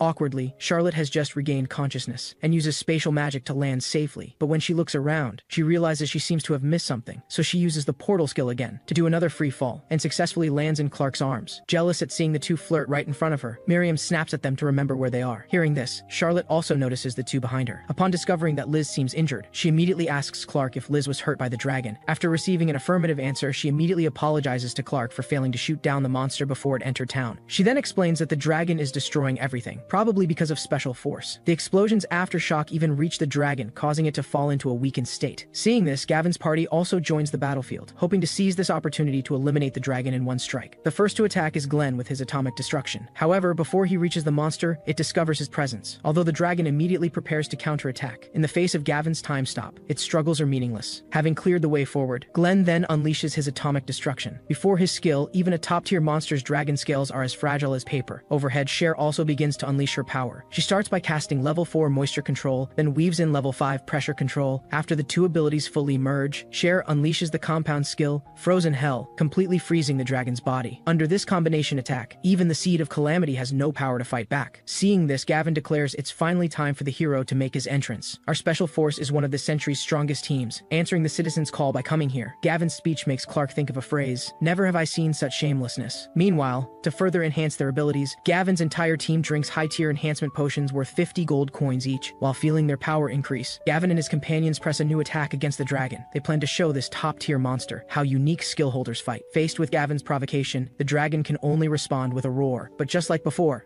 it can attack, it's frozen in place by Gavin's time stop. Upon receiving the command, Cher immediately uses weather control on it, completely freezing the water beneath the dragon's feet. Then, to be safe, Glenn hits its wings with atomic destruction. This way, the dragon can't escape. After completing all this, Albert, who possesses possesses power of might, steps forward and sends the dragon's body flying. Other logistics personnel, under Claire's command, aim at the dragon's wounds and fire arrows with chains attached. Under everyone's combination attack, the dragon's body is soon completely pinned to the ground. Seeing this, Gavin releases time stop and walks forward. This also gives the dragon a chance to counterattack, so it tries to use a surprise attack to eliminate this troublemaker. But what the dragon doesn't expect is that Gavin actually wields the legendary hero sword. With the battle against the dragon seemingly nearing its end, Miriam can't help but say, "Didn't expect those guys to be quite capable." Clark agrees with this. If you ignore personality and only talk about strength, Special Force is indeed impressive. But then again, this dragon incident was probably caused by those guys too, right? After all, Charlotte just told them that shortly after Special Force sneaked into the mountain, the volcano crater ruins on Dragon Cry Mountain were suddenly broken through by something. Thinking of this, Clark says angrily that he really doesn't know at this critical moment what the guild and the town guards are even doing. Because of Liz's head injury, he can't just act freely. Miriam says whether these guys can become heroes is still questionable, because her spine has been feeling chills since earlier. That bad premonition is also intensifying. Even though Special Force clearly has the absolute advantage, for some reason her intuition keeps sounding alarms. Hearing this, Clark's hands start wandering again and start touching Miriam's back. This time, Miriam doesn't let him off easy. She delivers a swift kick. After doing this, Miriam says to Clark that this chaos probably won't end so simply. So don't let your guard down, because you never know what might happen next. Meanwhile, Gavin also notices something strange. The dragon's tail was clearly cut off by him. So why does it still have one? Just as Gavin is puzzled about this, the dragon suddenly attacks him again with the same move, but this time the force is clearly much stronger than before. Albert barely blocks the attack with all his might, but the force still sends both of them flying. After spinning several times, Gavin finally stops. This sudden turn of events leaves him utterly confused, but when he looks up, he's shocked speechless by the scene before him. The Seed of Calamity has now completed its final molt and successfully evolved into its ultimate form, Calamity Dragon. The scene before them shocks the two. They didn't expect the dragon could still molt, and it even grew an additional head. Seeing this, Clark mutters, "What on earth is Gavin doing?" Gavin didn't expect things would develop like this either, just as he's at a loss about this. Glenn beside him can't hold back and keeps asking Gavin how to respond next. After molting, that dragon has not only fully recovered from all its wounds, but its strength is also much greater than before. In other words, their previous attacks were completely wasted. Was all this part of your plan? However, no matter how Glenn questions him, Gavin still doesn't respond, because he's currently recalling Mika's warning at the time. After seeing the dragon had devoured large amounts of bait, Mika reminded Gavin to be cautious because that monster had very likely overfed. The reason it hadn't leveled up yet was entirely because monster evolution has a time delay. So if they continued to let it feed, this monster would very likely grow beyond their ability to control. Gavin said that would be perfect. That would only give them higher quality experience. Thinking of this, Gavin realizes his calculations at the time were wrong, but he doesn't want to admit it, because Gavin feels that as the chosen one. Any choice he makes should be correct. Thinking this, Gavin immediately uses his time stop ability to freeze the dragon in place again. He then tells everyone that even though this monster has evolved to Calamity class, to us, heaven-chosen unique skill holders, it is still just a slightly larger lizard. So there's nothing to fear. Saying this, Gavin has everyone attack the dragon again. But the response he gets is, "Are you kidding us? Your time stop can only hold the Calamity Dragon for a few seconds at most." Just as everyone is arguing, something unexpected happens. The Calamity Dragon breaks free from the time restraint and immediately launches an attack on Gavin. First, it slams Gavin hard into the ground with its tail. Then it sends him flying. Fortunately, Gavin's greater amulet of substitution takes the fatal blow for him, or he would have died on the spot. But the Calamity Dragon's assault clearly isn't over. It unleashes Dragon's breath at Gavin below, its terrifying power making the earth tremble, and it instantly reduces all 4 of Gavin's substitute items to ashes. The scene leaves everyone utterly shocked, but before they can process what happened, an even larger dragon's breath comes crashing down. The shockwave even affects the other members present. As the smoke clears, the entire special force has fallen before the dragon. Miriam is utterly stunned by the sight. She never expected the dragon to defeat a high-tier team in a single strike. Just as Miriam feels despair over this, suddenly a familiar figure appears before them. Though Charlotte is already severely injured, she still apologizes to Clark. That monster has evolved to an unimaginable level. Their strength simply cannot destroy it. She hopes Clark can escape the town before the dragon unleashes its calamitous fire upon it. But Clark says it's not time to give in to despair yet, because they still have a trump card to play. However, playing this card won't be easy. Hearing this, Miriam already guesses the trump card Clark mentions is his auto combat skill. Miriam expresses her concern about this, because she feels that no matter how powerful Clark's skill is, it could never defeat the legendary Calamity Dragon. So she firmly objects to Clark taking such a risk, but he responds that even fleeing won't ensure their safety. After all, your intuition has already sensed the destruction of the town and its people. Besides, this border town is Liz's favorite place. If she wakes up to find her home and streets turn to scorched earth, she'll definitely be heartbroken. So forget the Calamity Dragon. Even if the Demon King shows up, I'm doing this. Though Clark's words deeply move Miriam, she soon notices something off. Clark's legs are shaking way too much. She immediately calls this out, and Clark says it can't be helped. After all, the enemy has power to destroy nations. Being afraid is only natural. So before fighting it, there's one thing I absolutely need to confirm. So after I decided to fight the dragon, has your sense of foreboding lessened at all? Miriam tells him her intuition isn't that convenient after all, but her bad feeling has indeed lessened a bit, though only tipping slightly from the side of despair toward a tiny bit of hope. Hearing this, Clark feels considerably relieved. As long as there's still hope, he feels it's worth trying. But to activate his skill, he must deal one effective hit to the Calamity Dragon. Charlotte suddenly asks, "Just one hit will do? If that's the case, then I have a plan. But the question is whether you have any mithril weapons on you. Dragon scales can't be cut by ordinary weapons." Upon learning Clark has no such weapon, Charlotte says they'll have to use special means then. As she finishes speaking, Charlotte uses her spatial manipulation ability to tear open a spatial rift above the dragon's head, and after observing it, Charlotte confirms it's just as she thought. The dragon's attention is completely on Gavin and the others, so it hasn't noticed anything unusual in the sky. So if they launch an attack on the dragon's eye from above, even without mithril equipment, they should be able to deal substantial damage. Charlotte believes this is the plan with the highest success rate, because she's already tried other methods and found that without a surprise attack, it's nearly impossible to get close to the dragon. At this point, Charlotte takes out a levitation item that controls descent. Then she tells Clark, "This is the moment of truth. The choice is in your hands." Hearing this, Clark immediately feels conflicted, and just as he's at a loss, Miriam beside him suddenly speaks up. "I also think this plan is feasible, because ever since this topic came up, my bad feeling has noticeably decreased, so if we launch a surprise attack from above, the odds should be the highest so far. I can guarantee this with my intuition." After hearing Miriam's words, Clark's confusion instantly vanishes. Now his heart holds only courage and determination. The aura emanating from him makes Charlotte feel as if a hero has descended upon this border town. After making full preparations, Clark leaves them with one line, "Please take care of Liz." Then he resolutely plunges into the spatial rift, ready to launch that life-risking strike at the dragon's eye. But when he reaches the airspace above the battlefield, Clark discovers a problem. The dragon's head is moving around far more than they expected. This way he can't accurately hit its eye,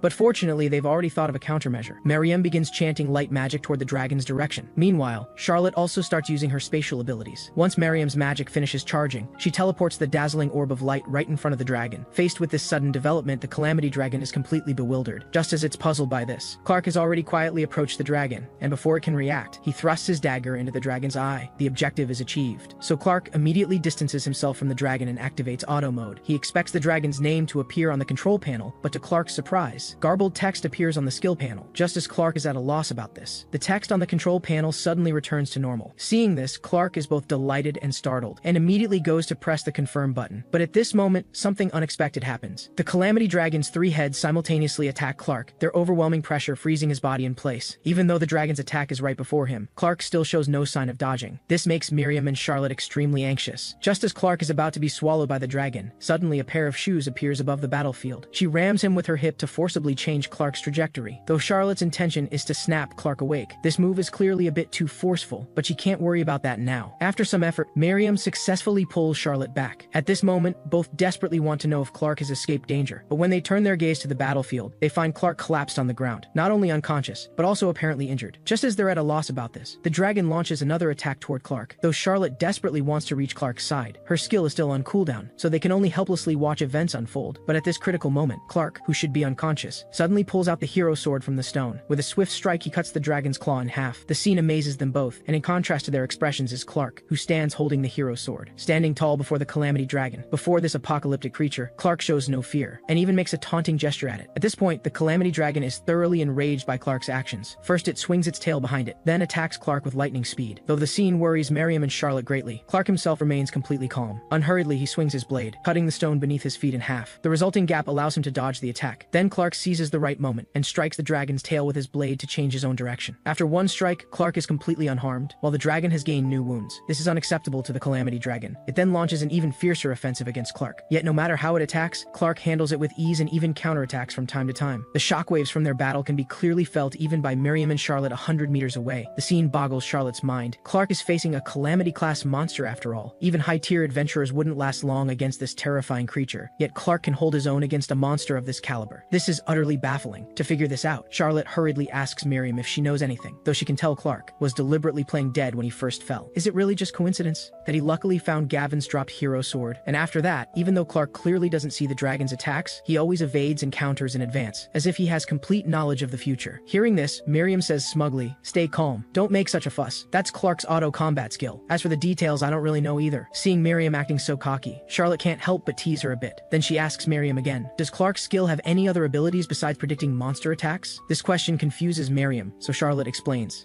"I don't think precognition alone is enough to defeat that monster, because after evolving to Calamity level, not only has its recovery ability greatly increased, it also gained regeneration, meaning if they can't deal fatal damage, then even countless attacks are meaningless. But fortunately, Clark holds the hero sword. As long as he finds a way to approach the dragon's body, he still has hope of dealing effective damage. But as soon as she finishes, Miriam can't help but ask, "You're calling that the hero sword? It looks more like an ordinary stick you can find anywhere." Clark clenches his fist and strikes an arrogant pose. The reason for such confidence is none other than he's already set a trap beneath the dragon's feet. Once the Calamity Dragon steps into the designated spot, the ground around it suddenly begins to collapse. The dragon is caught completely off guard and can't dodge in its panic. It can only let itself fall downward, but awkwardly. It lands exactly where the hero sword is positioned. This makes it cry out in agony. Clark's strategy is clearly very effective. Even from 100 meters away, the two can hear the dragon's deafening roar. Seeing this, Miriam tells Charlotte, "Though I don't know what abilities Clark's skill has besides precognition, one thing I'm certain of. His auto-combat has absolute effectiveness. Once successfully activated, the goddess of victory pours all her favor upon him. At least every monster that fought him to the death has met its end." Just as they discuss this, the dragon on the battlefield undergoes a strange change. Not only do all its eyes turn bright red, but its own magic power begins surging wildly. But Clark clearly still doesn't take it seriously. Seeing this, the dragon's rage reaches its peak, and its roaring even affects the two in the distance. Charlotte, who fought the dragon, can clearly sense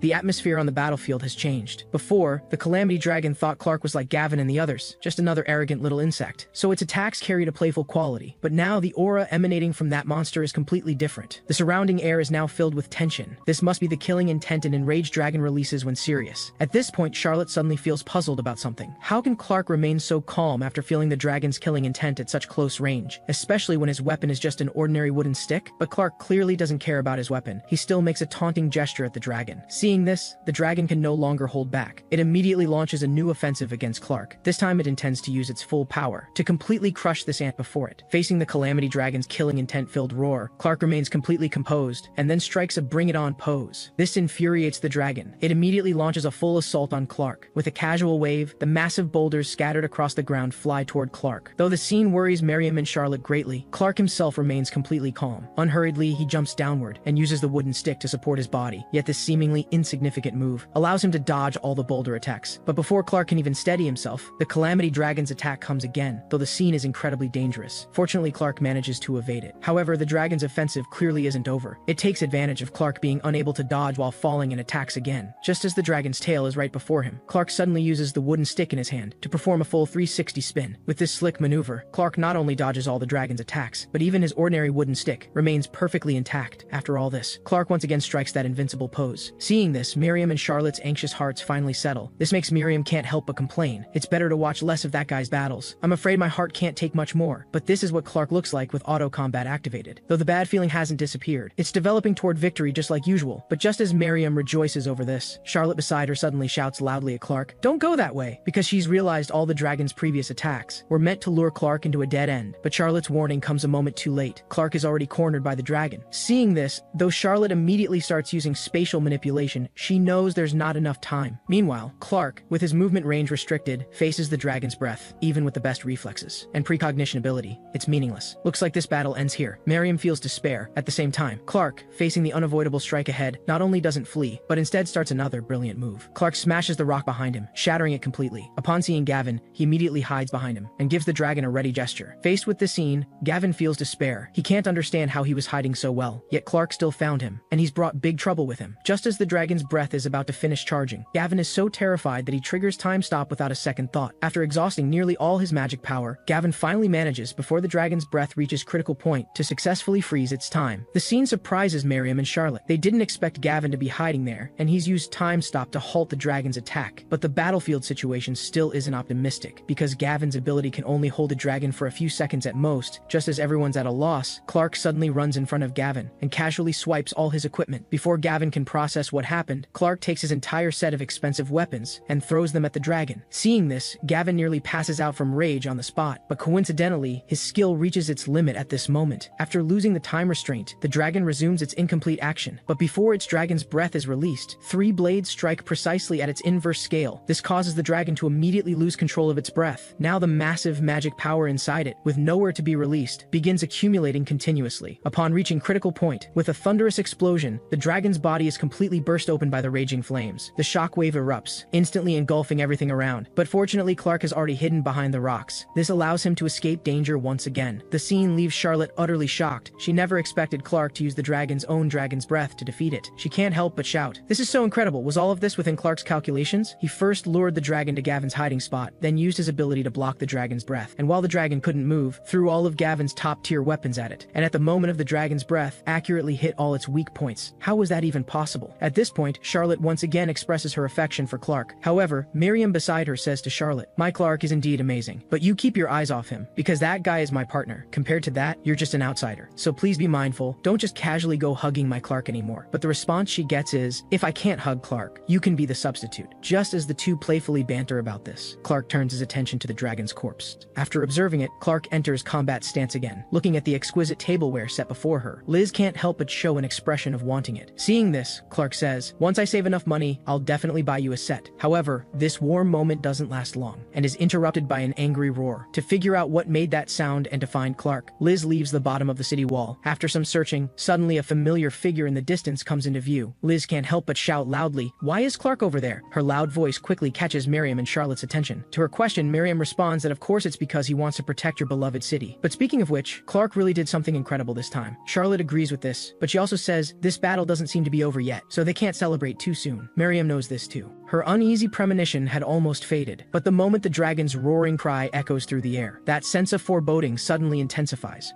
However, the moment these words leave her lips, the calamity dragon's body undergoes a shocking transformation. It devours its own severed limbs and undergoes yet another molt. This scene catches everyone completely off guard. After all, when monsters molt, they not only heal all wounds completely, but also gain significantly in power. Now the dragon's heads have increased to 5. That said, claiming it is fully recovered wouldn't be entirely accurate, because for monsters to molt, they need to consume massive amounts of food, and the battlefield clearly lacks such resources. Yet despite this, the dragon forcibly molted twice, so that creature might actually be in a weakened state now. Regarding this, Miriam responds that even if the dragon is slightly weaker, what difference does it make? The key issue is that its wounds have fully healed, while on Clark's side, there are no weapons left that can harm the dragon. Just as the two worry about this, Clark suddenly makes a gesture toward them. This immediately captures everyone's attention. Miriam finds his behavior puzzling. Meanwhile, Charlotte feels like Clark is sending them some kind of signal, because he keeps changing his hand gestures to figure out what he's trying to convey. The two immediately start analyzing. However, even after Clark finishes all his gestures, Miriam and Charlotte still haven't figured out the meaning. Just as they remain completely baffled, Liz suddenly speaks up saying, "Bring that over? Clark, do you want those things? Then just wait a moment." After rummaging around, Liz suddenly pulls out a wrapped package. Upon seeing the wrapped package in Liz's hands, Clark immediately makes a confirming gesture. This leaves Miriam and Charlotte utterly astonished. They desperately want to know how Liz understood Clark's signals. Does Liz have some special skill? But the answer is no. Though if I had to say, it would be love. This statement strikes a blow to their hearts. In stark contrast to their expressions is Liz's situation. She's currently worrying about how to deliver the package to Clark. Seeing this, Charlotte immediately volunteers, "Let me do it." Though her body has reached its limit, when it comes to the power of love, she won't lose to anyone. Hearing this, Miriam can't help but retort, "Save the competition for after we deal with the dragon. My intuition is warning me that the dragon is about to make a move." However, the moment these words are spoken, the dragon's roar reaches everyone's ears. Although the situation on the battlefield is extremely urgent, Liz expresses doubt about whether the contents of the package can actually harm the dragon, because these are just somewhat expensive cooking utensils. Although the advertisement did claim they could be used to prepare dragon cuisine, they stare in stunned silence. They never imagined Clark would want to fight the calamity dragon with such items. That's a monster capable of destroying entire nations. That said, they have no choice but to deliver this set of mithril tableware to Clark. As everyone watches the battle on the verge of erupting, anxiety inevitably fills their hearts. They sense that the calamity dragon grew to 5 heads specifically to demonstrate its unwavering resolve never to retreat from Clark. To achieve this, it sacrificed its wings and legs, channeling everything into offensive capability. All it wants is to kill Clark, and facing a monster with such absolute determination, Clark only has a few mithril kitchen utensils in his hands. From any angle, this doesn't seem reliable. Seeing this, Charlotte feels certain Clark can't possibly defeat the dragon this time. Miriam agrees with this point, because this cooking set doesn't even have a proper blade. Speaking of which, they suddenly realize something. Why is there no kitchen knife in this cooking set? The answer is, well, there sort of was one. The merchant gave me one as a bonus when I bought the set, though it's also made of mithril. It's a bit mini in size. At this point, Charlotte feels it's completely hopeless. It's utterly impossible for Clark to harm the dragon with those toys. But since things have come to this point, there's only one thing they can do. Believe that Clark can create a miracle. After all, the dragon has indeed weakened considerably. Moreover, Miriam's intuition is issuing a warning of finality. It appears this battle between them is about to end. This nightmare of a night is finally drawing to a close. But for Clark to wound the dragon with the kitchen knife in his hand, he must find a way to get close to its body. Just as everyone worries about this, Clark on the battlefield suddenly makes another gesture. His unusual movement quickly catches the dragon's attention. Not just the dragon, even Miriam and the others on the hillside are drawn to this strange behavior. After looking in the direction Clark is pointing, a familiar figure comes into everyone's view. At this moment, Gavin is about to use his ability to trap Clark in frozen time. This way, he can make Clark experience what it feels like to be burned. However, what Gavin doesn't expect is that his every move has been foreseen by Clark. Before he can even activate Time Stop, the dragon beats him to it, unleashing Dragon's Breath. As the thunderous roar erupts, Gavin's figure once again vanishes into the flames. Seeing this, Charlotte can't help but comment, though Gavin's actions just now were truly foolish. The dragon's response is what surprises me. This time the monster clearly reduced the breath's power to speed up its firing time, specifically to prevent Clark from exploiting any openings. That creature truly possesses high intelligence. However, the moment these words are spoken, Liz suddenly asks, "Where's Clark?" Only then do Miriam and Charlotte notice that Clark has somehow disappeared from the battlefield. Just as they remain completely bewildered, a human figure suddenly appears on the dragon's body. This scene catches everyone completely off guard. Even the Calamity Dragon didn't anticipate that Clark would appear here. That said, the Calamity Dragon clearly isn't afraid of the weapon in his hand. It immediately launches an assault on Clark. Facing the dragon's fierce attack, Clark remains completely calm. He simply throws the spatula in his hand toward the dragon. Logically, such an item couldn't possibly harm the dragon in the slightest, but because of previous experiences, the Calamity Dragon instinctively dodges. The position it dodges to happens to be exactly where another head is attacking from. With a pained cry, a dramatic scene unfolds on the battlefield. Although Clark has warded off 2 of the dragon's assaults, the opponent clearly has no intention of giving him a moment to breathe. Seeing this, Clark immediately uses the spoon in his hand to hook onto the dragon's antenna, and as he uses the spinning force, he stomps down hard on the incoming third head. The redirected trajectory leads it straight into the first head's position. This scene catches the Calamity Dragon completely off guard. Although it manages to stop its attack in time, Clark doesn't let this opportunity slip. He shoves the dragon's head downward, forcing it to bite off its own other head. At this point, the dragon has completely lost its sanity. It immediately launches another assault on Clark. However, facing the Calamity Dragon's fierce attack, Clark shows no intention of dodging. Instead, he stands in place, letting it attack freely. Just as the dragon prepares to swallow Clark in one bite, it's shocked to discover it can't reach him. Thanks to Clark's earlier maneuvers, the dragon's heads are now twisted into a tangled knot. This severely limits its attack range. Seeing this, everyone can't help but comment, even recklessness should have limits. But thinking about it carefully, it's not that unbelievable. After all, just a few hours ago, the dragon only had 2 heads. Now that it suddenly has 5, it's only normal for it to struggle to adapt. In contrast to their expressions, Liz states that this battle isn't over yet. After all, the dragon's eyes remain fixed intensely on Clark, as if aiming at something. However, the moment these words are spoken, the dragon's tail suddenly launches a sneak attack on Clark. This scene fills Liz with worry, but Miriam reassures her it's fine. This level of sneak attack can't harm Clark in the slightest. And just as she says, Clark easily dodges this attack. Just as Miriam and Liz celebrate this, a strange sound suddenly emanates from the dragon's body. Hearing this, Charlotte mutters to herself, could it be that from the very beginning, its target was... Before she can finish, the situation on the battlefield reverses. The dragon uses its own tail to sever all the extra heads, and while Clark hasn't yet regained his footing, launches another assault on him. Unable to dodge, Clark has no choice but to take this powerful strike head-on. Though he assumes a defensive stance, the dragon's attack still sends him flying. This causes Clark's body to crash heavily into the ground. Before he can recover from this state, the dragon's attack comes again. After breaking free from its cage, the Calamity Dragon has only one thought: to wipe humanity from the earth. First, it will take that blonde monkey who bound its body and torture it to death. Then it will take the mob around him and torture them to death as well. However, on its path of vengeance, a human suddenly not only ambushed its eyes, but also evaded all of its attacks. That human even despicably set traps. Thanks to him, its lower abdomen was pierced by something that causes a burning sensation. The intense pain even prevents this ruler of the skies from spreading its wings and soaring. This humiliation and the opponent's arrogance make it burn with rage. At the same time, the flames in its heart burn fiercer and fiercer. This drives the Calamity Dragon into madness. No matter the cost, it will completely kill the person before it. With the dragon's full power strike, Clark's body is sent flying. He then crashes heavily into the mountain behind him. The intense pain even forces Clark to open his tightly clenched mouth. Before he can recover from this state, the dragon's attack comes again. However, at this critical moment, Clark suddenly catches the kitchen knife in midair and immediately throws it toward the dragon. After hitting its scales, this mithril kitchen knife bounces into the dragon's eye, but the dragon's attack also reaches Clark. Seeing he has lost the ability to move, the Calamity Dragon prepares to deliver the killing blow. However, what it doesn't expect is that a short sword is currently lodged in the stone in its mouth, but because its right eye is now blind, the dragon doesn't notice this detail. However, this detail doesn't escape Charlotte's eyes. She immediately recognizes recognizes that short sword as the weapon Clark failed to hit with earlier. Just as everyone remains shocked by this, the dragon suddenly crushes the massive stone in its mouth. The direction the short sword falls is exactly where Clark is positioned. Seeing the timing is perfect, Clark decides to stop playing dead. He swiftly draws out the top-tier short sword, and before the dragon can react, suddenly launches a surprise attack. This scene catches the Calamity Dragon completely off guard. Though it has taken countermeasures, Clark is one step ahead, thrusting that top-tier short sword into the dragon's inverse scale. But because it specifically reinforced its weak point during rebirth, Clark's attack doesn't completely pierce through. This fills the dragon with excitement. It feels victory is within its grasp. However, before it can gloat, Clark pulls out a piece of mithril tableware from his chest and immediately strikes it against the short sword. As the sound of clashing metal rings out, the battle between them reaches its conclusion. This nightmare of a night finally comes to an end. The result ends with Clark's victory. After completely defeating the Calamity Dragon, the magical energy surrounding it begins flowing into Clark. This causes his level to increase dramatically. After Clark fully absorbs it, his skill reaches its end time. However, the moment he regains consciousness, indescribable pain begins assaulting his entire body. This makes Clark cry out involuntarily. He can hardly imagine what he did during those 3 hours that would leave every part of his body in pain. Moreover, he can clearly feel multiple fractures throughout his body. Just as Clark remains puzzled about this, the Calamity Dragon's corpse suddenly comes into his view. This instantly puts Clark's mind at ease. After all, he defeated the dragon. Thinking of this, Clark can't help but shout loudly, "Liz, I did it!" However, the moment these words leave his lips, Liz's voice reaches his ears. At this moment, Liz comes through Charlotte's portal and appears above him. Seeing this, Clark can only quickly get up to catch her. Though Liz lands safely, Clark below suffers secondary damage from this. This nearly finishes him off completely, but Clark doesn't regret his action. Facing Liz rushing over out of worry for him, there's no way he wouldn't catch her. After a brief exchange, Clark expresses that it's because he's so useless that he keeps making Liz worry. But the response is, that's not true at all, because you're the world's #1 amazing brother. Hearing this, Clark's ego immediately soars. However, before he can get carried away, 2 familiar voices come from above his head. This scene makes Clark wish he could disappear into the ground. But for companions who worked so hard to help him, there's no way he wouldn't catch them. With a pained cry, Clark begins foaming at the mouth. Just as everyone banters about this, a figure suddenly appears on the hillside. After observing the surroundings, Tia can't help but say, "Reckless as always." After saying this, she begins contacting guild headquarters and sends news of the dragon's fall. However, the response is Clark alright? Regarding this, Tia responds that he's perfectly fine. Hearing this, the person on the other end remarks, "In that case, he shall now be called Dragon Slayer." It seems the border city has given birth to a new hero. At this moment, in the Adventurers Guild Hall, a group of people are making loud commotion. Among them are not only the Kingdom Knights, but also the clan active in the royal capital, the Dark Knight Brigade. Even the Merchant Guild is here. What unites them all is none other than their desire to recruit the newly emerged hero, the Dragon Slayer Clark. However, before they can make their move, Clark is brought into the Guild Master's office by Trina. Seeing this, other adventurers immediately begin whispering among themselves. They feel something must be wrong. How could Clark possibly defeat the Calamity Dragon? After all, not long ago, people were still calling that guy a perpetual beginner-ranked adventurer. Meanwhile, Clark's reaction is completely different. At this moment, he's completely gotten carried away, hearing that so many people outside are eagerly competing to invite him to join their teams. Clark can't help but feel his moment has finally come. Right now, he really wants to shout to the people outside, "I am the Dragon Slayer you're looking for." However, before Clark can gloat, the guildmaster beside him brings him back to reality. She asks, "Is exposing your identity really wise? Those people outside are inviting you to join their team solely to have you carry out dangerous missions for them." Hearing this,